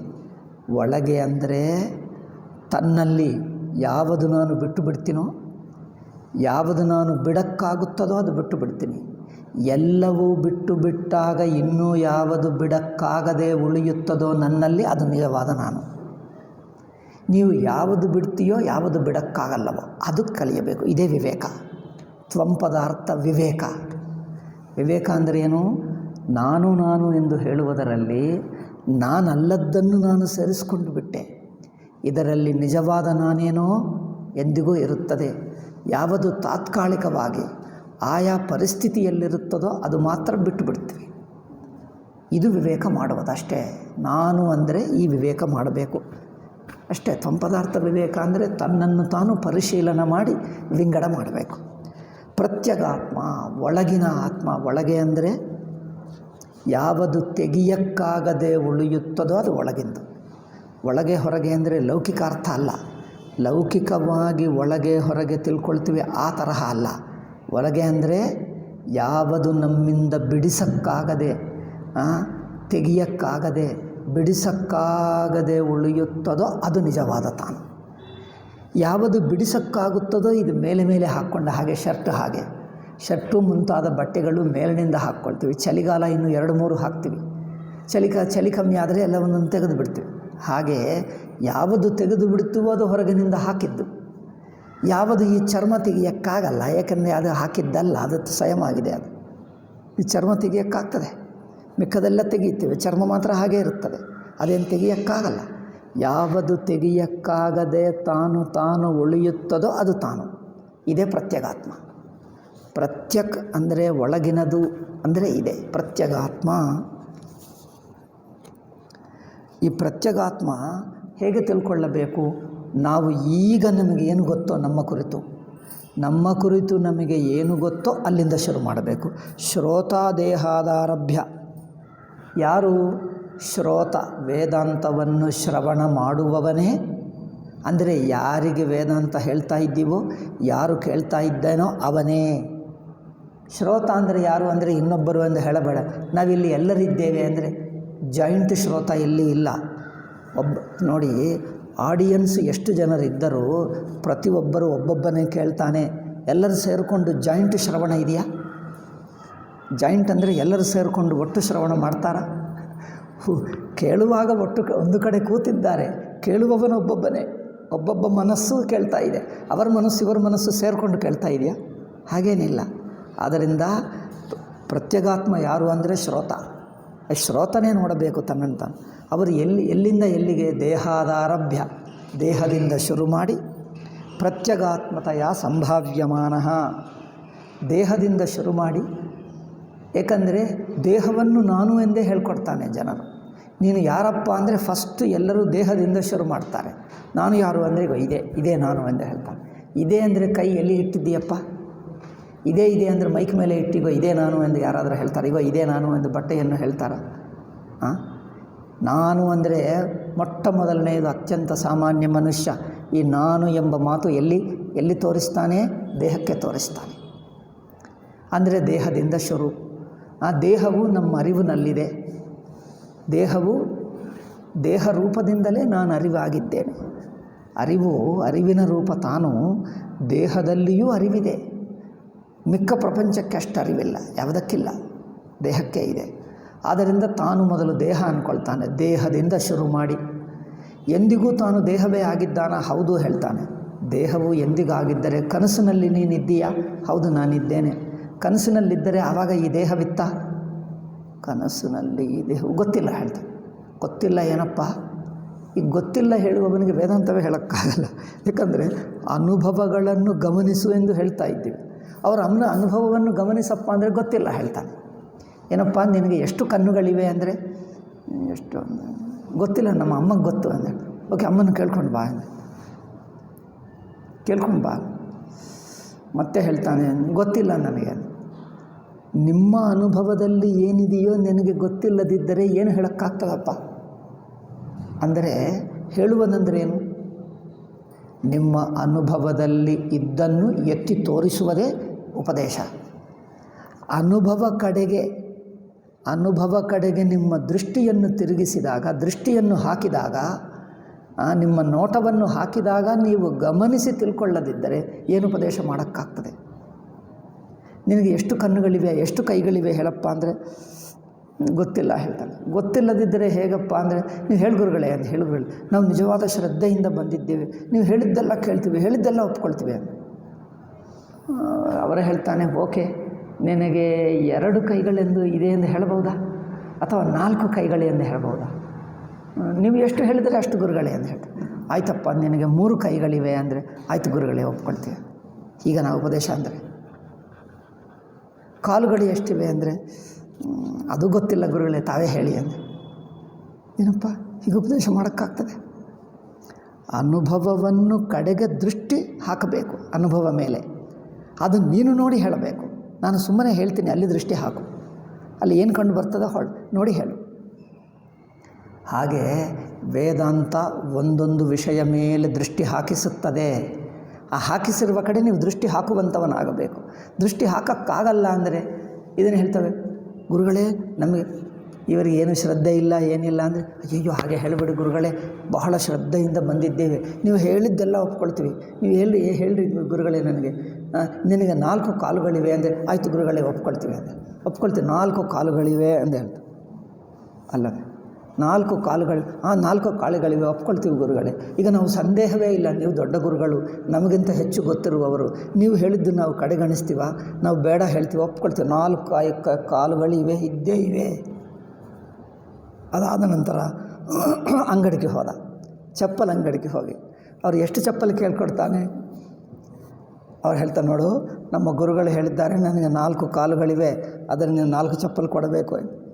ಅವರ ಮೇಲೆ ಕೆಳಗೆ ನೋಡ್ತಾನೆ, ಇವನು ಏನಪ್ಪ 4 ಚಪ್ಪಲ್ ಕೊಡಬೇಕಾ? ಚಪ್ಪಲ್ ಕೊಡ್ತೀನಿ, 2 ಎಲ್ಲಿಟ್ಕೊಳ್ತೀವಿ ಅಂತ. ಹೇಳಿದನಲ್ಲ 4 ಕಾಲುಗಳಿವೆ, 4 ಹಾಕ್ಕೊಳ್ತೀವಿ. 4 ಕಾಲುಗಳು ಎಲ್ಲಿವೆ ಅಪ್ಪ ಅಂದರೆ ಅದು ನಮ್ಮ ಗುರುಗಳನ್ನು ಕೇಳು, ಬೇಕಾದರೆ ನನ್ನ ಜೊತೆಗೆ ಬಾ, ನಮ್ಮ ಗುರುಗಳು ಕರ್ಕೊಂಡು ಹೋಗ್ತೀನಿ, ಅಲ್ಲಿ ತೋರಿಸ್ತೀನಿ ನಿಮಗೆ. ಗುರುಗಳು ಹೇಳ್ತಾರೆ ನಿಮಗೆ. ಗುರುಗಳು ಹೇಳಿದ್ದರು, ಯಾರಿಗೆ ಗೊತ್ತಿಲ್ಲದ ಒಂದು ರಹಸ್ಯವಾದ ತತ್ವ ಹೇಳಿಬಿಟ್ಟರು. ಇದು ರಹಸ್ಯ ಅಂತ ಯಾರಿಗೆ ಗೊತ್ತಿಲ್ಲ ಅಂತೆ, ಗುರುಮುಖದಿಂದ ಕೇಳಿದವನಿಗೆ ಮಾತ್ರ ಗೊತ್ತಾಗ್ತದೆ, ಯಾರಿಗೆ ಗೊತ್ತಾಗಲ್ಲ. ಚೆನ್ನಾಗಿದೆ. ಗುರುಮುಖದಿಂದ ಕೇಳಿದವನಿಗೆ ಗೊತ್ತಾಗ್ತದೆ, ಯಾರಿಗೆ ಗೊತ್ತಾಗಲ್ಲ. ನಮಗೆ ಪ್ರೈವೇಟ್ಲಿ ನನ್ನನ್ನು ಶಿಷ್ಯನಾಗಿ ಒಪ್ಪಿಕೊಂಡು ನನಗೆ ಮಾತ್ರ ಹೇಳಿದ್ದರು, ಯಾರಿಗೆ ಹೇಳಬೇಡ, ನಿನಗೆ 4 ಕಾಲುಗಳಿವೆ ಅಂತ ಹೇಳಿದರು. ಗುರುಗಳು ಹೇಳಿದ್ದೆಲ್ಲ ಒಪ್ಕೊಳ್ತೀನಿ ನಾನು, ಪೂರ್ತಿ ಶ್ರದ್ಧಾ ಭಕ್ತಿಯಿಂದ. ಸಂದೇಹ ಮಾಡಬಾರದು ಗುರುಗಳನ್ನು, ಅಲ್ಲವೇ? ಇದ ವೇದಾಂತ ಹೇಗಿರ್ತದೆ? ಅನುಭವ ಮೇಲೆ ದೃಷ್ಟಿ ಹಾಕಿಸ್ತಾನೆ, ಅದನ್ನು ನೀನು ಗಮನಿಸುವುದು, ನೋಡುವುದು ನಿನ್ನ ಕೆಲಸ. ಆ ಅನುಭವ ಕಡೆಗೆ ನಿಮ್ಮ ದೃಷ್ಟಿಯನ್ನು ತಿರುಗಿಸುವುದು, ದೃಷ್ಟಿ ಅದರಲ್ಲಿ ಬೀಳುವಂತೆ ನೋಡುವುದು, ಅಷ್ಟೇ ಗುರುಗಳು. ಆದ್ದರಿಂದ ದೇಹಾದಾರಭ್ಯ, ದೇಹ ನಾನು ಎಂಬ ಅರಿವು ನಮಗಿದೆಯಾ? ನಾನು ಎಚ್ಚರಗೊಂಡರೆ ಏನಾಗ್ತದೆ? ಎಚ್ಚರ ಅಂದರೆ ಅರಿವು, ಅದು ನಾನು ಎಂಬ ಅರಿವು. ನೀನು ಎಂಬ ಅರಿವಿನಲ್ಲಿ ಏನೇನಿದೆ? ನಾನು ಎಂಬ ಅರಿವಿನಲ್ಲಿ ಕೈ, ಕಾಲು, ತಲೆ ಎಲ್ಲ ಇದೆ, ಅಲ್ಲವೇ? ಈ ಬಟ್ಟೆ ಇದೆಯಾ ಅಂದರೆ ಬಟ್ಟನೇನು ಆಗಲ್ಲ, ಯಾಕಂದರೆ ಬಟ್ಟನೇನಲ್ಲ ಎಂದು ನನಗೆ ಗೊತ್ತು. ಓಹೋ, ಬಟ್ಟೆನ್ನೇ ನಾನಲ್ಲ ಎಂದು ಗೊತ್ತು. ಶರೀರ ಮಾತ್ರ ನಾನು ಎಂದು. ಹೌದು, ನಾನೇ. ನಾನಲ್ಲದಿದ್ದರೆ ಹೇಗೆ? ಇದು ಗೊತ್ತಾಯಿತು ನೋಡಿ. ಶರೀರವು ನಾನೆಂಬ ಅರಿವಿನಲ್ಲಿ ಶರೀರವು ಅಡಕವಾಗಿದೆ. ಅಲ್ಲಿಂದ ಶುರು ಮಾಡು. ದೇಹವು ಸ್ವಪ್ನದಲ್ಲಿಲ್ಲ. ಇದೇನು ನಿಮ್ಮ ಅರಿವಿನಲ್ಲಿ ಅಂದರೆ ನಾನೆಂಬ ಅರಿವಿನಲ್ಲಿ ದೇಹವು ಎಂದಿಗೂ ಇರುತ್ತದೇನು? ನಾನೆಂಬುದು ಅರಿವು ಸ್ವಪ್ನದಲ್ಲಿದೆ. ಅರಿವಿದೆ. ಆ ಅರಿವಾಗಿರುವ ನಾನಿದ್ದೇನೆ. ಆ ಅರಿವಿನಲ್ಲಿ ದೇಹವಿಲ್ಲ. ದೇಹ ಬಿಟ್ಟು ತಾನಿದ್ದಾನೆ. ಮನಸ್ಸಿದೆ, ದೇಹ ಮಾತ್ರ ಇಲ್ಲ. ಹೌದು. ದೇಹ ಅಂದರೆ ಒಂದು ತಾತ್ಕಾಲಿಕ ಸ್ಥಿತಿಯಲ್ಲ. ಸ್ವಪ್ನ ಅಂದರೆ ತಾತ್ಕಾಲಿಕ ಸ್ಥಿತಿಯಲ್ಲ, ಎಂದಿಗೂ ಇರುವ ಸ್ಥಿತಿ. ಈಗಲೂ ಅದೇ ಇದೆ. ದೇಹವನ್ನು ಬಿಡಿಸಿ ಅರಿವಿರುತ್ತದೆ. ಅದು ಗೊತ್ತಾಗಬೇಕು. ದೇಹವನ್ನು ಬಿಟ್ಟು ಅಂದರೆ ಮರೆತು ಹೋಗಿ ತಮ್ಮ ಅರಿವಿನಿಂದ ಪಕ್ಕಕ್ಕಿಟ್ಟು ಮನಸ್ಸಿನ ಹಂತದಲ್ಲೇ ನಾನು ತಿಳ್ಕೊಳ್ತಾ ಇರ್ತೀನಿ. ದೇಹವು ತನ್ನ ಅರಿವಿನಿಂದ ಹೊರಗೆ ಹಾಕಿದ್ದರು. ಅದೇ ಹೊರಗೆ ಅಂದರೆ ಅರಿವಿನಿಂದ ಹೊರಗೆ ಹಾಕುವುದಂದರೆ ಅರ್ಥವೇನು? ಅರಿವಿನಲ್ಲಿ ಇಲ್ಲ ಎಂದು ಅರ್ಥ ಅಷ್ಟೇ. ಅರಿವಿನಲ್ಲಿ ಇಲ್ಲ ಅಷ್ಟೇ. ಅರಿವಿಗೆ ದೇಹದ ಗುಣಗಳು ದೇಹವು ಎಂದು ಅರಿವಿನಲ್ಲಿ ಸೇರಿಸಲಿಲ್ಲ ಅಷ್ಟೇ. ಆದ್ದರಿಂದ ಇಲ್ಲೇನು ಹೇಳ್ತಾರೆ? ದೇಹಾದಾರಭ್ಯ, ದೇಹದಿಂದ ಶುರು ಮಾಡಿ ಪ್ರತ್ಯಗಾತ್ಮತಯ, ದೇಹ ನಂತರ ಇಂದ್ರಿಯಗಳು ಅಲ್ಲವೇ? ಕಣ್ಣು ನೋಡುವಾಗ ನಾನೇ ನೋಡ್ತಾ ಇದ್ದೀನಿ, ಕಿವಿಯಿಂದ ನಾನೇ ಕೇಳ್ತಾ ಇದ್ದೀನಿ, ಸ್ಪರ್ಶದಿಂದ ನಾನೇ ಮುಟ್ಟುತ್ತಾ ಇದ್ದೀನಿ, ಕಾಲು ನಡೆಯುವಾಗ ನಾನೇ ನಡೆಯುತ್ತಾ ಇದ್ದೀನಿ. ಅಂದರೆ ಕಾಲಿನ ಸ್ಥಿತಿಯನ್ನು ನನ್ನ ಮೇಲೆ ಹಾಕ್ಕೊಂಡು ನಾನೇ ಎಂದು ತಿಳ್ಕೊಂಡ.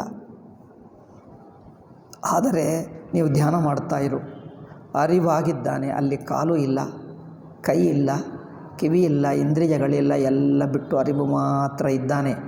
ಅಂದರೆ ತಾನು ದೇಹವು ಇಂದ್ರಿಯಗಳು ಬಿಟ್ಟು ಇದ್ದಾನೆ. ಅದು ಗೊತ್ತಾಗ್ತದೆ. ದೇಹವಿಲ್ಲ, ಇಂದ್ರಿಯಗಳಿಲ್ಲ, ಅರಿವು ಮಾತ್ರ ಆಗಿದ್ದಾನೆ. ಹೀಗೆ ಒಳಹೊಕ್ಕು ಒಂದೊಂದು ಹೊರಗಿಂದು ಬಿಡುತ್ತಾ ಇರಬೇಕು. ಮತ್ತೆ ವ್ಯವಹಾರ ಮಾಡುವಾಗ ಮತ್ತೆ ಬಂದು ಬಿಡುತ್ತದೆ. ಬಹಳ ಜೋಪಾನವಾಗಿರಬೇಕು. ದೇಹದಿಂದ ಏನೇ ನಡೆಯಲಿ, ಒಳ್ಳೆಯದಾಗಲಿ ಕೆಟ್ಟದಾಗಲಿ, ದೇಹದಿಂದ ಏನೇ ನಡೆಯಲಿ ಅದೆಲ್ಲ ಅರಿವಿನಲ್ಲಿ ಗೊತ್ತಾಗ್ತದೆ ಇದೆ. ಅರಿವು ದೇಹಕ್ಕೆ ಅಂಟುಕೊಂಡಿಲ್ಲ. ಆ ದೇಹಕ್ಕಿಂತ ದೂರವಾಗಿ ಅರಿವಿದೆ. ದೂರ ಅಂದರೆ ಅಂಟುಕೊಂಡಿಲ್ಲ ಅಷ್ಟೇ, ತಾದಾತ್ಮ್ಯ ಪಡ್ಕೊಂಡಿಲ್ಲ. ದೇಹಕ್ಕೆ ತಾದಾತ್ಮ್ಯ ಪಡೆಯದೇ ಅರಿವಿದೆ. ದೇಹಕ್ಕೆ ತಾದಾತ್ಮ್ಯ ಪಡ್ಕೊಂಡರೆ ಏನರ್ಥ? ನಾನು ಇಲ್ಲಿದ್ದೇನೆ ಎಂದು ಅನಿಸಿದ್ದರೆ, ಇಲ್ಲಿ ಅಂದರೇನು? ಸ್ಥಾನಬುದ್ಧಿ ಇಟ್ಕೊಂಡರೆ ದೇಹಾಭಿಮಾನ ಇದೆ ಎಂದರ್ಥ. ನೀವು ಕಣ್ಣು ಮುಚ್ಚಿಕೊಂಡು ಧ್ಯಾನ ಮಾಡ್ತಾ ಇದ್ದೇನೆ ಎಲ್ಲಿ ಅಂದರೆ ಏನೋ ಗೊತ್ತಿಲ್ಲ ಅಂದರೆ ದೇಹ ಬಿಟ್ಟಿತು ಎಂದರ್ಥ. ಇದ್ದೇನೆ ಎಲ್ಲಿ ಎನ್ನುವುದು ಯೋಚನೆ ಬರ್ತಾನೇ ಇಲ್ಲ. ಇದ್ದೇನೆ, ಇರುವು ಮಾತ್ರ ಇದೆ, ಅರಿವು ಮಾತ್ರ ಇದೆ. ಅರಿವಿದೆ ಎಲ್ಲಿ ಅಂದರೆ ಸ್ಥಾನಬುದ್ಧಿ ಬರ್ತಾ ಇಲ್ಲ ಅಂದರೆ ದೇಹದ ಅರಿವು ನಿಮ್ಮ ಅರಿವಿನಿಂದ ಹೋಯಿತು. ದೇಹದಿಂದಲೇ ನಿಮಗೊಂದು ಸ್ಥಾನಬುದ್ಧಿ ಬರುತ್ತದೆ.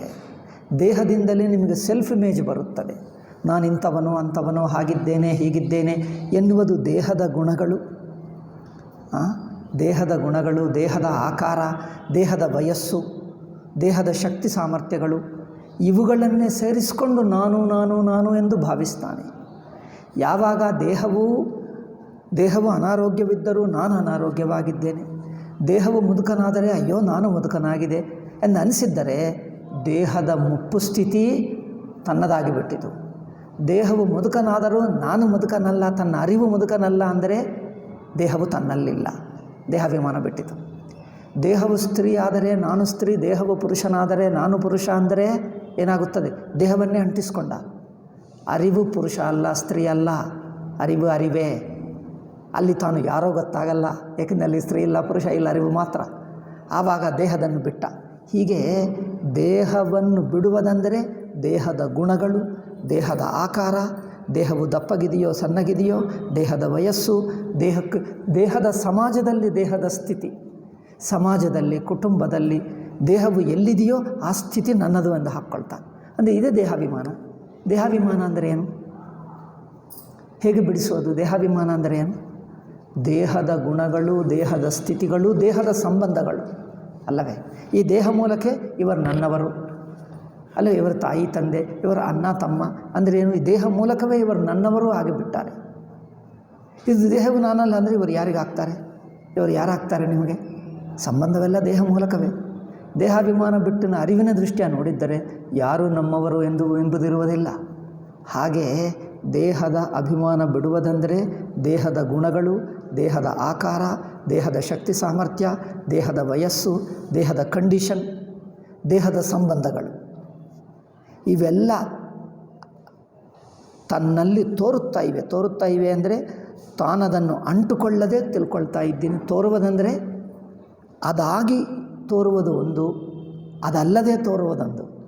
ದೇಹವು ನಾನಾಗಿ ತೋರಿದ್ದರೆ ದೇಹವು ನನ್ನಲ್ಲಿ ಅಂತರ್ಭಾಗವಾಗಿ ತೋರುತ್ತದೆ. ಅಥವಾ ದೇಹ ಬಿಟ್ಟು ತೋರುವುದೆಂದರೆ ತಾನೆಂಬ ಅರಿವಿನಲ್ಲಿ ದೇಹವಿಲ್ಲ, ದೇಹವನ್ನು ಹೊರಗೆ ಹಾಕಿದ್ದೀವಿ, ತನ್ನಲ್ಲಿ ದೇಹವಿಲ್ಲ. ಆ ಅರಿವು ದೇಹದ ಭಾವವನ್ನು ಬಿಟ್ಟಿದೆ. ದೇಹಕ್ಕೆ ಜನ್ಮ ಮರಣ ಇರುತ್ತದೆ ಅಲ್ಲವೇ? ದೇಹಕ್ಕೆ ವಯಸ್ಸು ಇರುತ್ತದೆ, ದೇಹಕ್ಕೆ ಜನ್ಮ ಮರಣ ಇರುತ್ತದೆ. ದೇಹವನ್ನು ಯಾರೋ ಬೈಯುತ್ತಾರೆ, ಯಾರೋ ಮುದುಕ ಇದ್ದಾನೆ, ಏನೋ ಅನಾರೋಗ್ಯವಿದೆ, ಏನೋ ಇದೆ, ಇನ್ನೊಬ್ಬರು ದೇಹವನ್ನು ಬೈಯುತ್ತಾರೆ. ಆವಾಗ ಏನು ಮಾಡ್ತೀವಿ? ನನ್ನನ್ನು ಬೈದ ಎಂದು ಬೇಜಾರು ಮಾಡ್ಕೊಳ್ತೀವಿ ಅಲ್ಲ? ಅಂದರೆ ಅರ್ಥವೇನು? ದೇಹವೇ ನಾನು. ಅದು ಬೈದರೆ ನನ್ನನ್ನೇ ಬೈದ, ಪ್ರಶಂಸೆ ಮಾಡಿದ್ದರೆ ನನ್ನನ್ನು ಪ್ರಶಂಸೆ ಮಾಡಿದ. ಅಂದರೆ ಇನ್ನೊಬ್ಬರು ದೇಹವನ್ನು ನಾನಾಗಿಟ್ಟುಕೊಂಡು ಮಾತಾಡಿದ್ದರೆ ನಾನದು ಒಪ್ಕೊಳ್ತೀನಿ, ಅದನ್ನು ಒಳ್ಳೆಯವನವನ್ನ ಹೇಳ್ತಾನೆ. ನೋಡಿ, ನನ್ನನ್ನು ಪ್ರಶಂಸೆ ಮಾಡಿದ ಒಳ್ಳೆಯವನು. ಅಂದರೆ ನಿನ್ನನ್ನು ಪ್ರಶಂಸೆ ಮಾಡಿದ್ರೆ ನಿಮಗೆ ಸಂಭ್ರಮ ಆಗ್ತಾ ಇದೆಯಾ? ಅವರು ದೇಹ ನೀನು ಎಂದು ಹೇಳ್ತಾ ಇದ್ದಾನೆ, ಮೊದಲು ಗೊತ್ತಾಯ್ತಾ? ಅವನು ಬೈಯಲಿ ಪ್ರಶಂಸೆ ಮಾಡಲಿ, ದೇಹ ನೀನು ಎಂದು ಹೇಳಿಬಿಟ್ಟು ಅದು ನಿಮಗೇನಾದರೂ ಪ್ರಶಂಸನೀಯ ವಿಷಯವಾ? ಇವನು ಹೇಳ್ತಾನೆ, ಹೌದು, ಮತ್ತು ಎಲ್ಲರೂ ಹಾಗೆ ಇದ್ದಾರಲ್ಲ, ಎಲ್ಲರ ಅವಿವೇಕಿಗಳು. ನೀನು ಅವಿವೇಕ್ಯ? ಎಲ್ಲರ ಮಾತು ಎತ್ತುವುದೇಕೆ? ಎಲ್ಲರ ಅವಿವೇಕಿಗಳು, ಎಲ್ಲರ ಅದೇ ಸಂಸಾರಿಗಳು, ನಿನಗೆ ಅದೇ ಇರಬೇಕಾ? ಆದ್ದರಿಂದ ದೇಹದ ಗುಣಗಳು, ದೇಹದ ವಯಸ್ಸು, ದೇಹದ ಕಂಡೀಷನ್ಸು ತಾತ್ಕಾಲ. ನೀವೊಂದು ಅದು ಹೇಗಾಗುತ್ತದೆ ಅಂದರೆ, ದೇಹವು ನಾನಲ್ಲ ಎಂದು ಬಿಟ್ಟಿದ್ದಾಗ ಹೇಗಿರುತ್ತದೆ ಅಂದರೆ, ನಾಟಕದಲ್ಲಿ ನೀವೊಂದು ಪಾತ್ರ ಧರಿಸಿದ್ದೀರಿ. ಏನು? ದುರ್ಯೋಧನ ಪಾತ್ರ, ರಾವಣ ಪಾತ್ರ, ಯಾವುದೋ ಪಾತ್ರ. ನಂತರ ಅವನು ಬರುತ್ತಾನೆ, ರಾವಣ ಪಾತ್ರ ಎಂದು. ಆವಾಗ ನೀವೇನು ಹೇಳ್ತೀರಿ? ನಗುತ್ತೀರಾ? ಅಯ್ಯೋ, ನಾನು ರಾವಣ ಪಾತ್ರ ಹತ್ತಿ ನನ್ನಲ್ಲಿ ಎಲ್ಲರೂ ಬೈಯುತ್ತಾ ಇದ್ದಾರೆ, ನಾನು ಇನ್ನೊಂದು ಸಲ ರಾವಣ ಪಾತ್ರನೇ ಧರಿಸಲ್ಲ ಎಂದು ಹೇಳ್ತೀರಾ? ಸುಮ್ಮನೆ ಪಾತ್ರ, ಅದು ಸುಮ್ಮನೆ ನಾಟಕದಲ್ಲಿ ಮಾಡಿದೆ. ಬೈದರೆ ಆ ಬೈಗಳೆಲ್ಲ ರಾವಣನಿಗೆ ಹೋಗ್ತವೆ, ನನಗೇನು ಹೋಗಲ್ಲ. ಆಗುತ್ತದಲ್ಲವ? ಆ ಪಾತ್ರ ಧರಿಸಿದ್ದರೆ ಆ ಪಾತ್ರ ನಾನಲ್ಲ, ಮೇಲೆ ಇದೆ. ಅದರಲ್ಲಿರುವ ಕೆಟ್ಟ ಗುಣಗಳೆಲ್ಲ ಅದಕ್ಕೆ ಸೇರಿದ್ದೆ, ನನಗೆ ಸೇರಿದ್ದಲ್ಲ ಅಂತ ತಿಳ್ಕೊಳ್ತೀವ. ಆ ತರಹ ತಿಳ್ಕೊಂಡರೆ ದೇಹಾಭಿಮಾನ ಬಿಟ್ಟಿತು. ಈ ದೇಹಕ್ಕೆ ಏನೇ ಆಗಲಿ, ದೇಹದಿಂದ ಮಾಡಿರುವ ಕೆಲಸಗಳು, ದೇಹದಿಂದ ಏನೋ ಕೆಲಸ ಮಾಡಿದ್ದರೆ ಅವನು ಬೈಯುತ್ತಾರೆ, ನೀವು ಹೀಗೆ ಮಾಡಿದ್ದಿ ಅಂದರೆ ದೇಹಾಭಿಮಾನವಿಲ್ಲದವನು. ನೀವು ತಪ್ಪು ಮಾಡಿದ್ದರೆ ದೇಹದಿಂದ ಏನೋ ಕೆಲಸ, ತಪ್ಪೋ ಒಪ್ಪೋ, ದೇಹದಿಂದ ಏನೋ ಕೆಲಸ ಮಾಡಿದ್ದೀರಿ. ಆ ಕೆಲಸದನ್ನು ಒಬ್ಬನು ಪ್ರಶಂಸೆ ಮಾಡಿದ್ದರೆ ನಗುತ್ತಾನೆ, ನಿಂದೆ ಮಾಡಿದ್ದರೆ ಅದು ನಗುತ್ತಾನೆ. ಏಕೆ? ಅದು ನಾನು ಮಾಡಿದ್ದಲ್ಲ, ದೇಹ ಮಾಡಿದ್ದಕ್ಕೆ ನನ್ನ ಮೇಲೆ ಹಾಕ್ಕೊಳ್ಳುವುದೇಕೆ? ಹೀಗೆ ದೇಹದ ಗುಣಗಳು, ದೇಹದ ಕ್ರಿಯೆಗಳು, ದೇಹದ ಸಂಬಂಧಗಳು, ದೇಹದ ಆಕಾರಗಳು, ಅದರ ವಯಸ್ಸು ಮುಂತಾದದ್ದೆಲ್ಲ ಅರಿವಿಗೂ ಅಂಟುಕೊಂಡುವುದಲ್ಲ. ಅರಿವು ಮಾತ್ರ ಬಿಡಿಯಾಗಿದೆ, ಸ್ವತಂತ್ರವಾಗಿದೆ. ದೇಹವನ್ನು ನಾನು ಪಾತ್ರೆಯಾಗಿ ಧರಿಸಿ, ನಾಟಕದಲ್ಲಿ ಪಾತ್ರ ಹಾಗೆ ಧರಿಸಿ ನಡೆಯುತ್ತಾ ಇದ್ದೇನೆ. ದೇಹ ಹೇಗಿದ್ದರೇನು? ನಾಟಕದಲ್ಲಿ ಪಾತ್ರ ಹಾಗೆ ಇರುತ್ತದೆ, ಇರಲಿ, ಏನಿದೆ ಅದಕ್ಕೆ ಅಷ್ಟೇಕೆ ಚಿಂತೆ. ಈ ತರಹ ನನ್ನ ಅರಿವಿನಲ್ಲಿ, ಇನ್ನೊಬ್ಬರಿಗೋಸ್ಕರ ಅಲ್ಲ, ತನ್ನ ಅರಿವಿನಲ್ಲಿ ಈ ದೇಹಕ್ಕೆ ಬೆಲೆ ಇಲ್ಲ. ನಾನು ಅಂದರೆ your self image shouldn't B based upon the body. ದೇಹದ ಆಧಾರದಿಂದ ಸಾಮಾಜಿಕ ಸ್ಟೇಟಸ್ ಇರುತ್ತದೆ ದೇಹಕ್ಕೆ.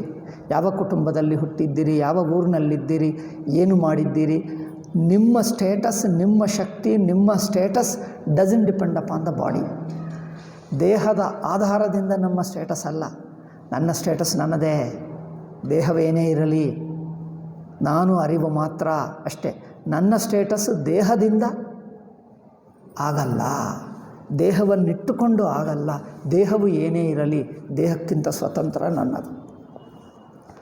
ತಾನಾಗಿರುತ್ತಾನೆ. ದೇಹವು ಯಾವುದೇ ಸ್ಥಿತಿಯಲ್ಲಿರಲಿ, ದೇಹದ ಒಳ್ಳೆಯದು ಕೆಟ್ಟದು ಹೆಚ್ಚು ಕಮ್ಮಿ ಈ ಗುಣಗಳೆಲ್ಲ ದೇಹಕ್ಕೆ ಬಿಟ್ಟು ಬಿಡ್ತೀವಿ. ಅಂದರೆ ಸಮಾಜದಲ್ಲಿ ಒಂದು ಪಾತ್ರಕ್ಕೆ ಬಿಟ್ಟು ಬಿಡ್ತೀನಿ, ನಾನಲ್ಲ. ಇದು ವಿವೇಕ ಆಗಬೇಕು. ಬಹಳ ಸಲ ನೂರಾರು ಸಲ, ಸಾವಿರಾರು ಸಲ ಈ ವಿವೇಕ ಮತ್ತೆ ಮತ್ತೆ ಮತ್ತೆ ಮತ್ತೆ ಮಾಡ್ತಾನೇ ಇರಬೇಕು.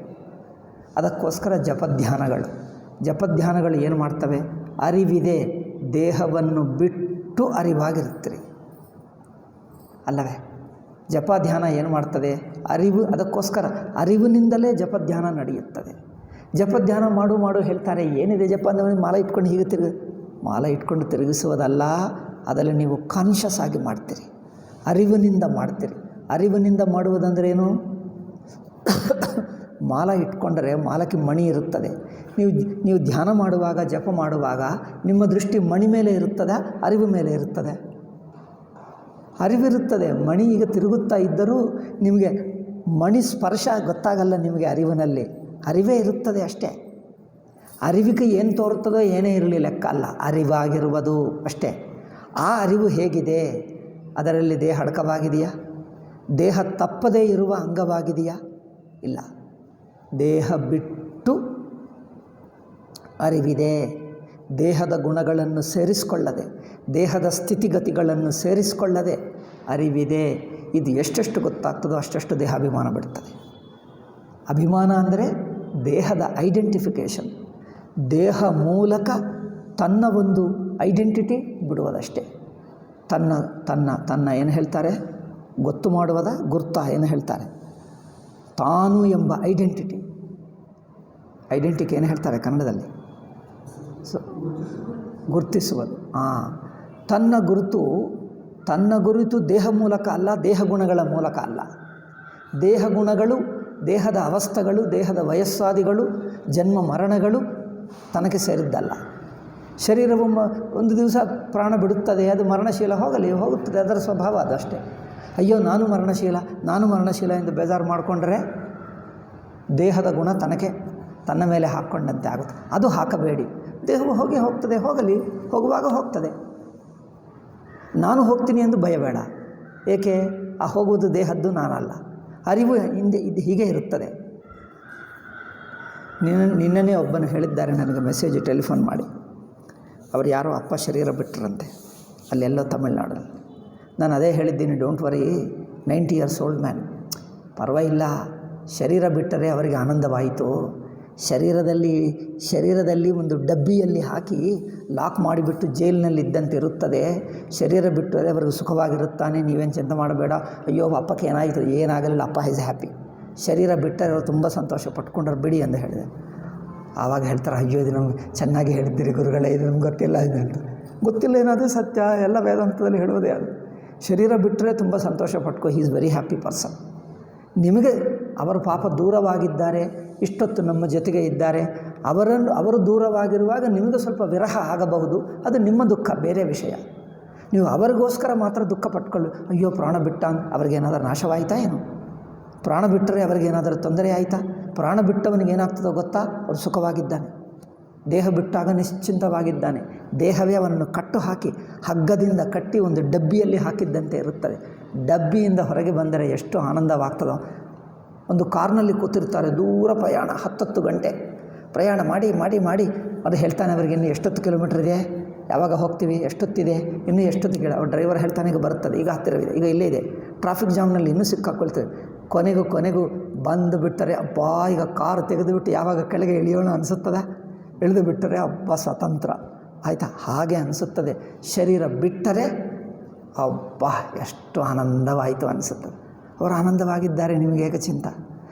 ಅವರು ಪಾಪ ನಿಮಗೆ ದೂರವಾಗಿದ್ದಾರೆ ಎಂದು ನಿಮಗೆ ಸ್ವಲ್ಪ ಬೇಜಾರಾಗಬಹುದು, ಕೆಲವು ದಿವಸಕ್ಕೆ ಹೋಗುತ್ತದೆ ಅದು. ಬಟ್ ಅವರ ಕುರಿತು ಚಿಂತೆ ಮಾಡಿಬಿಡಿ, ಅವ್ರಿಗೂ ಏನೂ ಆಯಿತು, ಅವರಿಗೆ ಏನಾಗಲ್ಲ, ಅವರು ನಿಶ್ಚಿಂತವಾಗಿದ್ದಾನೆ. ಅವರು ನಿಮಗಿಂತ ಆನಂದವಾಗಿದ್ದಾನೆ. ಅವರು ನಿಮ್ಮನ್ನು ನೋಡಿ ಅಂದ್ಕೊಳ್ತಾರೆ, ಅಯ್ಯೋ ಏನಪ್ಪ, ನೀವು ಅವರ ಕುರಿತು ಅಳುತ್ತಾ ಇದ್ದೀರಾ, ಅವ್ರು ನಿಮ್ಮ ಕುರಿತೇ ಹೇಳ್ತಾನೆ, ಅಯ್ಯೋ ಪಾಪ ಇವನು ಈ ಡಬ್ಬಿಯಲ್ಲಿ ಇನ್ನೂ ಇದ್ದಾನೆ, ನಾನು ಡಬ್ಬಿ ಬಿಟ್ಟೆ, ಒಳ್ಳೆಯದಾಯಿತು. ಈ ಡಬ್ಬಿ ಬಿಟ್ಟೆ, ಇವನು ಈ ಡಬ್ಬಿಯಲ್ಲೇ ಇದ್ದಾನೆ. ನಾವು ಡಬ್ಬಿಯಲ್ಲಿದ್ದೆ, ಅವರು ಮಾತ್ರ ಡಬ್ಬಿ ಬಿಟ್ಟ, ನಿಶ್ಚಿಂತವಾಗಿದ್ದಾನೆ. ಅವರು ಡಬ್ಬಿ ಬಿಟ್ಟ ನಂತರ ಒಂದೇ ಏನೆಂದರೆ, ತನ್ನ ಮಿಕ್ಕ ಜನರಿಗೆ, ನೆಂಟರು ಬಂಧುಗಳು ಯಾರು ಡಬ್ಬಿಗಳಿಲ್ಲ ಅವರಿಗೆ ಹೇಳೋಕ್ಕಾಗಲ್ಲ. ಯಾರು ಡಬ್ಬಿಯಲ್ಲಿದ್ದಾರೋ ಅವರಿಗೆ ಮಾತ್ರ ಇದು ಚೆನ್ನಾಗಿದಪ್ಪ, ಶರೀರ ಬಿಟ್ಟ ನಂತರ ನನಗೆ ತುಂಬ ಆನಂದವಾಗಿದೆ, ಹಗುರವಾಗಿದೆ, ಡಬ್ಬಿ ಬಿಟ್ಟಂತೆ ಆಯಿತು, ನಮಗೆ ಸ್ವಾತಂತ್ರ್ಯ ಅನಿಸುತ್ತಾ ಇದೆ, ಸ್ವೇಚ್ಛೆ ಇದೆ ಅನಿಸುತ್ತದೆ. ಆದರೆ ಇನ್ನೊಬ್ಬರಿಗೆ ಹೇಳೋಕ್ಕಾಗಲ್ಲ. ಏಕೆ ಹೇಳ್ತಾರೆ, ಕೆಲವರು ಹೇಳುವಕ್ಕೆ ಪ್ರಯತ್ನ ಮಾಡ್ತಾರೆ, ಇವರಿಗೆ ಕೇಳಿಸಲ್ಲ. ಆ ಜೀವಾತ್ಮ ಹೇಳಿದ್ದು ಇವರಿಗೆ ಕೇಳಿಸಲ್ಲ.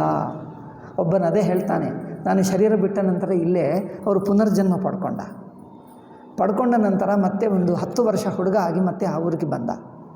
ಅವನು ಹೇಳ್ತಾನೆ, ನಾನು ಪ್ರಾಣ ಬಿಟ್ಟರೆ ಇದಿಗೋ ಇಲ್ಲಿ ಮೇಲೆ ಈ ಮರ ಮೇಲೇ ಕೂತಿದ್ದೆ ತುಂಬ ಹೊತ್ತು, ಎಲ್ಲರನ್ನು ಕರೆಯುತ್ತಾ ಇದ್ದೀನಿ, ನೀವೆಲ್ಲರೂ ಇಲ್ಲೇ ಇದ್ದೀನಿ, ಒಬ್ಬನು ಕೇಳ್ತಾ ಇಲ್ಲ ನನ್ನ ಮಾತು ಎಂದು ಹೇಳ್ತಾನೆ. ನಾನು ತುಂಬ ಸಲ ಕಿರ್ಚಿದೆ, ಯಾರು ನೀವು ಕೇಳ್ತಾನೇ ಇಲ್ಲ. 10 ವರ್ಷ ಹಿಂದೆ ಈಗ ಇಲ್ಲೇ ಶರೀರ ಬಿಟ್ಟೆ, ಇಲ್ಲೇ ಮರ ಮೇಲೇ ಕೂತಿದ್ದೆ ನಾನು ಹೇಳ್ತಾನೆ. ಜೀವ ಶರೀರ ಬಿಟ್ಟು ಇಲ್ಲೇ ಕೂತಿದ್ದಾನೆ, ನನಗೆ ನಿಶ್ಚಿಂತವಾಗಿದೆ, ಆನಂದವಾಗಿದೆ, ಹೇಳ್ತಾನೆ ಇದ್ದೀನಿ, ಯಾರು ಕೇಳ್ತಾನೆ ಇಲ್ಲ, ನಾನೇನು ಮಾಡಲಿ ಅಂತ ತುಂಬ ಸಲ ಕೇಳಿದೆ ಅಂತ ಹೇಳ್ತಾನೆ. ಆಗ ನೋಡಿ ಹಾಗಿದೆ, ಅವ್ರು ಹೇಳಿದ್ದು ಇವ್ರಿಗೆ ಏನು ಕೇಳಿಸ್ತದೆ? ಅವರು ಶರೀರ ಬಿಟ್ಟ ಇಲ್ಲ ಎಂದು ಅನಿಸುತ್ತದೆ ಅಷ್ಟೇ. ನಿಜವಾಗಿ ಶರೀರ ಬಿಟ್ಟರೆ ಆನಂದವಾಗ್ತದೆ. ಡಬ್ಬಿಯಿಂದ ಬಿಡಿಸಿದ ಹಾಗೆ ದೂರ ಪ್ರಯಾಣ ಮಾಡಿ ಬೇಜಾರು ಮಾಡಿಕೊಂಡು ಬಸ್ಸೋ ರೈಲೋ ಕಾರೋ ಇಳಿದು ಬಿಟ್ಟರೆ ಎಷ್ಟಾಗ್ತದೆ ಹಬ್ಬ. ಪ್ಲ್ಯಾಟ್ಫಾರ್ಮ್ನಿಂದ ಕೆಳಗೆ ಅದೇನು ರೈಲ್ ಡಬ್ಬಿನಿಂದ ಪ್ಲ್ಯಾಟ್ಫಾರ್ಮ್ನಲ್ಲಿ ಹೆಜ್ಜೆ ಇಟ್ಟರೆ ಸಾಕು, ಹಬ್ಬ ಎಷ್ಟು ಪರವಶ, ಸ್ವರ್ಗಕ್ಕೆ ಹೋದಂತೆ ಆಗುತ್ತದೆ. ರೈಲು ಪೂರ್ವಕಾಲದಲ್ಲಿ 2 ದಿವಸ ಪ್ರಯಾಣ, ಈ ಕಾಲದಲ್ಲಿ 1 ನೈಟ್ ಪ್ರಯಾಣವೇ ತಡ್ಕೊಳ್ಳೋಕ್ಕಾಗಲ್ಲ ಜನರಿಗೆ. 1 ರಾತ್ರಿ ಪ್ರಯಾಣವೇ ತಡ್ಕೊಳ್ಳೋಕ್ಕಾಗಲ್ಲ. 1.5 days 2 days ಪ್ರಯಾಣ ಮಾಡಿದ್ದೀವಿ. ಅದೇ ಆ ಕಾಲದಲ್ಲಿ ಅಷ್ಟು ಸೂಪರ್ ಫಾಸ್ಟ್ ಎಕ್ಸ್ಪ್ರೆಸ್ಗಳೇ ಇಲ್ಲ, ನಿಧಾನವಾಗಿ ಹೋಗುವುದು. ಆ ರೈಲು ಹತ್ತಿದ್ದರೆ ಈಗ ಎಷ್ಟು ದಿವಸನೋ 2 ದಿವಸವರೆಗೂ ಪ್ರಯಾಣವೇ ಪ್ರಯಾಣ. 2 ದಿವಸ ನಂತರ ಹಬ್ಬ ಬಂದರೆ ಬೇರೆ ಲೋಕಕ್ಕೆ ಬಂದಿದ್ದೇವೆ, ಭೂಲೋಕ ಅಲ್ಲ, ಇನ್ನು ಎಲ್ಲೋ ಲೋಕಕ್ಕೆ ಹೋಗಿದ್ದೇವೆ ಅನಿಸುತ್ತಿತ್ತು. ಆಗ ಈ ದೇಹಕ್ಕೆ ಸಿಕ್ಕಾಕ್ಕೊಂಡು ದೇಹದ ಗುಣಗಳು, ಪರಿಮಿತಿಗಳು, ಅನುಭವಗಳು ಅದಕ್ಕೆ ಸಿಕ್ಕಾಕ್ಕೊಂಡು ಅಲ್ಲಲ್ಲೇ ಅಡ್ಜಸ್ಟ್ ಮಾಡ್ಕೊಳ್ತಾ ಇದ್ದೀವಿ. ಅದು ಬಿಟ್ಟರೆ ಸ್ವಾತಂತ್ರ್ಯ ಹಾಗೆ ದೇಹದ ಗುಣಗಳು, ದೇಹದ ಸ್ಥಿತಿ, ದೇಹದ ಮರಣ ತನಗೂ ಯಾವುದಿಲ್ಲ. ಅದು ಇಲ್ಲೇ ತಿಳ್ಕೊಳ್ಳಬಹುದು. ಅದಕ್ಕೋಸ್ಕರ ಜಪಧ್ಯಾನ ಎಲ್ಲರೂ ಮಾಡಬೇಕು. ಅದು ಅದ್ಭುತವಾದ ಸಾಧನ. ಜಪ ಅಂದರೆ ನೀವು ಎಷ್ಟು ಸಲ ಮಾಡಿದ್ದೀರಿ, ಯಾವ ಮಂತ್ರ ಮಾಡಿದ್ದೀರಿ, ಅದು ಉಪಾಸನ. ವೇದಾಂತಿಕ ಜಪ ಬೇರೆ. ವೇದಾಂತಿಗಳು ಮಾಡುವ ಜಪದ ಉದ್ದೇಶ ಯಾವುದೋ ನೆಪ. ಜಪದ ಮಾಲಾ ಮಂತ್ರ ಸಹಾಯದಿಂದ ಅರಿವೇ ಇರಬೇಕು. ಅರಿವಾಗಿದ್ದು ಅರಿವಿನಲ್ಲಿ ಮಿಕ್ಕ ಪ್ರಪಂಚ ಬಿಡಬೇಕು. ಪ್ರಪಂಚದ ಅರಿವು, ದೇಹದ ಅರಿವು ಬಿಟ್ಟು ಅರಿವು ಮಾತ್ರ ಇರುವುದೇ ವೇದಾಂತಿಕ ಜಪ. ವೇದಾಂತಿಗಳು ಮಾಡತಕ್ಕ ಜಪ, ವೇದಾಂತಿಗಳು ಮಾಡತಕ್ಕ ಧ್ಯಾನ. ಕೇವಲ ಧ್ಯಾನ ಮಾಡಿದ್ದರೆ ಮನಸ್ಸು ಅರಿವು ಆಗಲ್ಲ, ಸ್ಪಷ್ಟವಾಗಿ ನಿದ್ದೆ ಹೋಗ್ತದೆ ಅಥವಾ ಏನೇನೋ ಯೋಚನೆಗಳು ಬರುತ್ತವೆ. ಅಂಥವರಿಗೆ ಜಪ ಒಳ್ಳೆಯದು. ಯಾರಿಗೆ ಮನಸ್ಸು ಚಂಚಲ ಹೆಚ್ಚಿರುತ್ತದೋ ಧ್ಯಾನ ಮಾಡೋಕ್ಕಾಗಲ್ಲ. ಆವಾಗ ಮಾಲ ಇಟ್ಕೋ, ಒಂದು ಮಂತ್ರ ಇಟ್ಕೋ, ಯಾವುದೇ ಮಂತ್ರ, ರಾಮಕೃಷ್ಣ ಶಿವ ಯಾವುದೇ ಆಗಲ್ಲ. ಏಕೆಂದರೆ ಎಲ್ಲ ಮಂತ್ರಗಳು ಅದೇ ಪರಮಾತ್ಮ.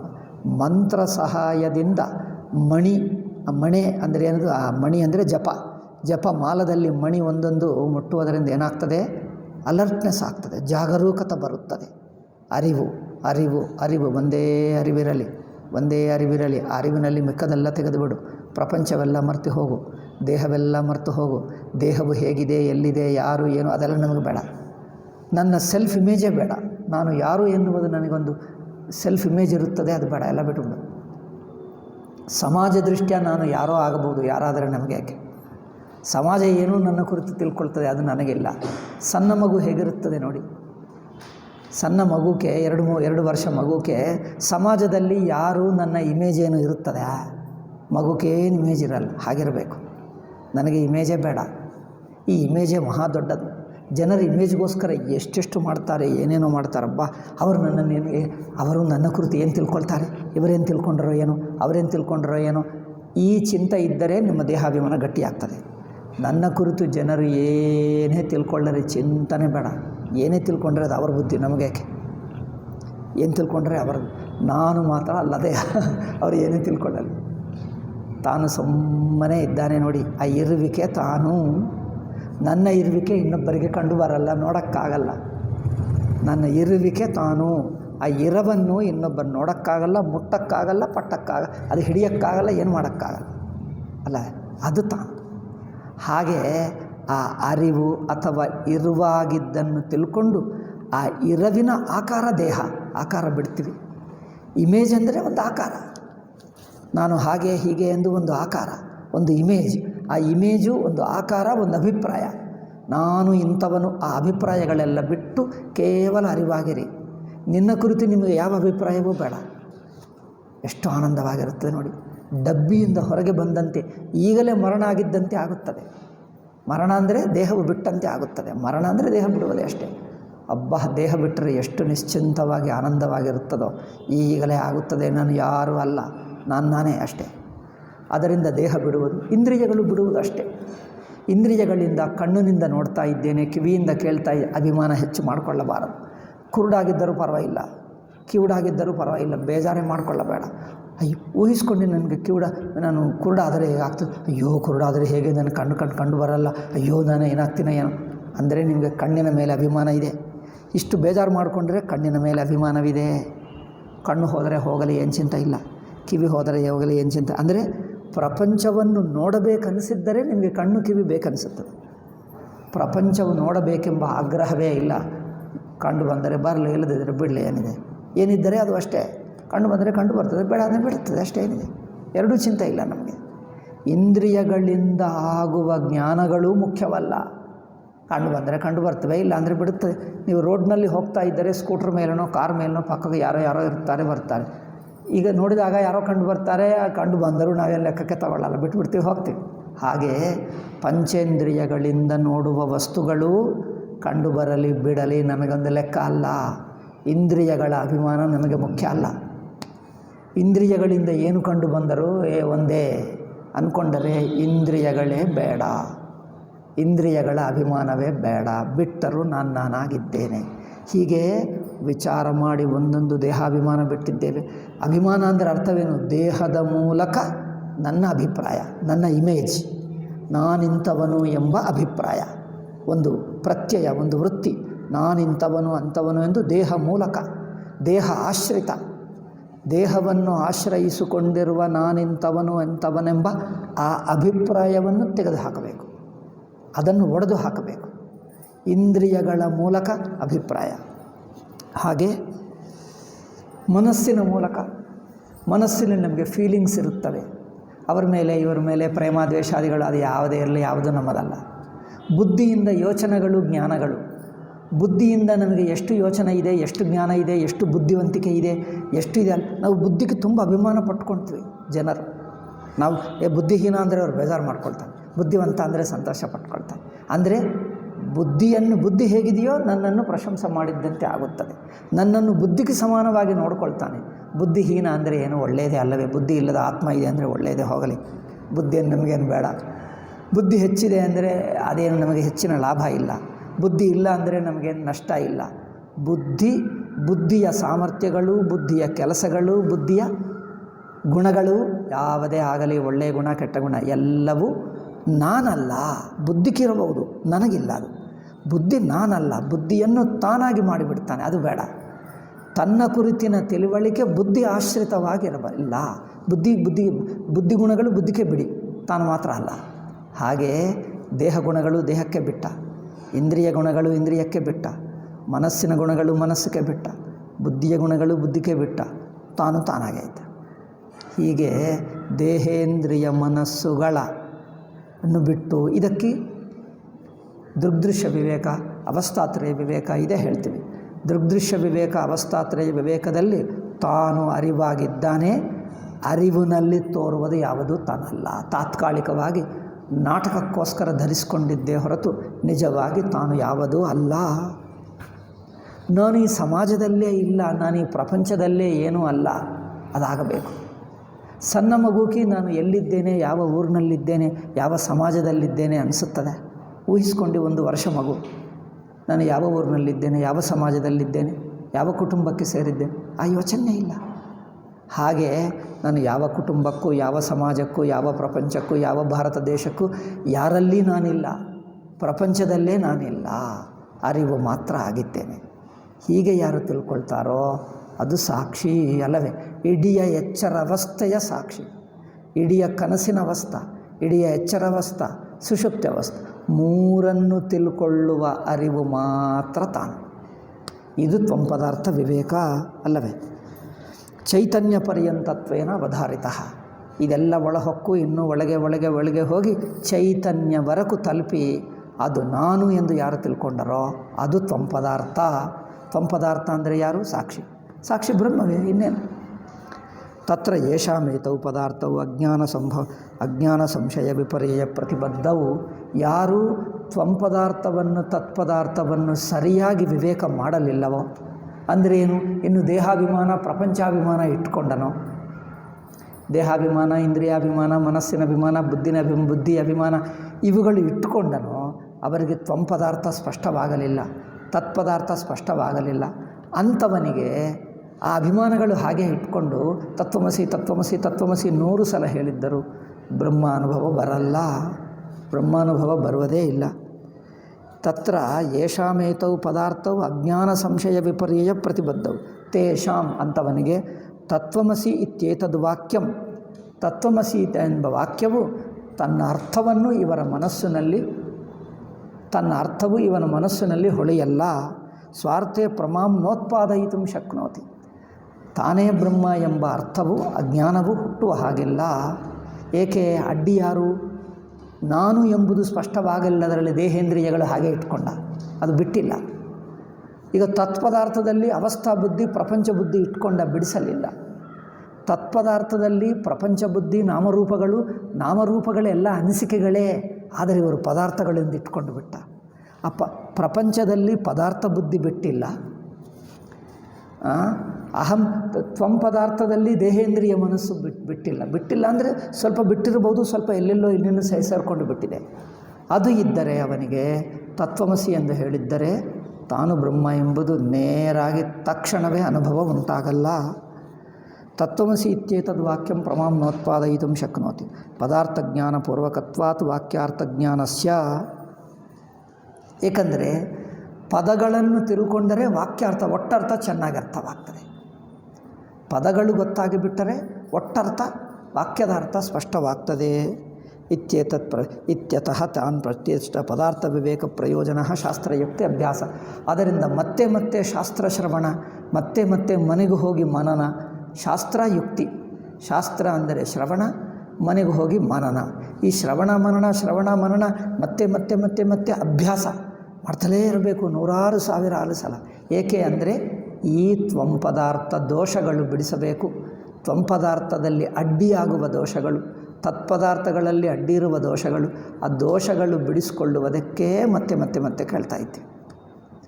ಇಲ್ಲದಿದ್ದರೆ ಈ ವಿಷಯಗಳೆಲ್ಲ ಆತ್ಮ, ಬ್ರಹ್ಮ, ಪರಮಾತ್ಮ, ಪಂಚಕೋಶ ಅವಸ್ಥೆ ಇವೆಲ್ಲ ಗೊತ್ತು ನಮಗೆ. ಇನ್ನೇನಾದರೂ ಹೊಸದು ಹೇಳಿ ಅಂದರೆ ಹೇಳ್ತಾರೆ ಜನರು.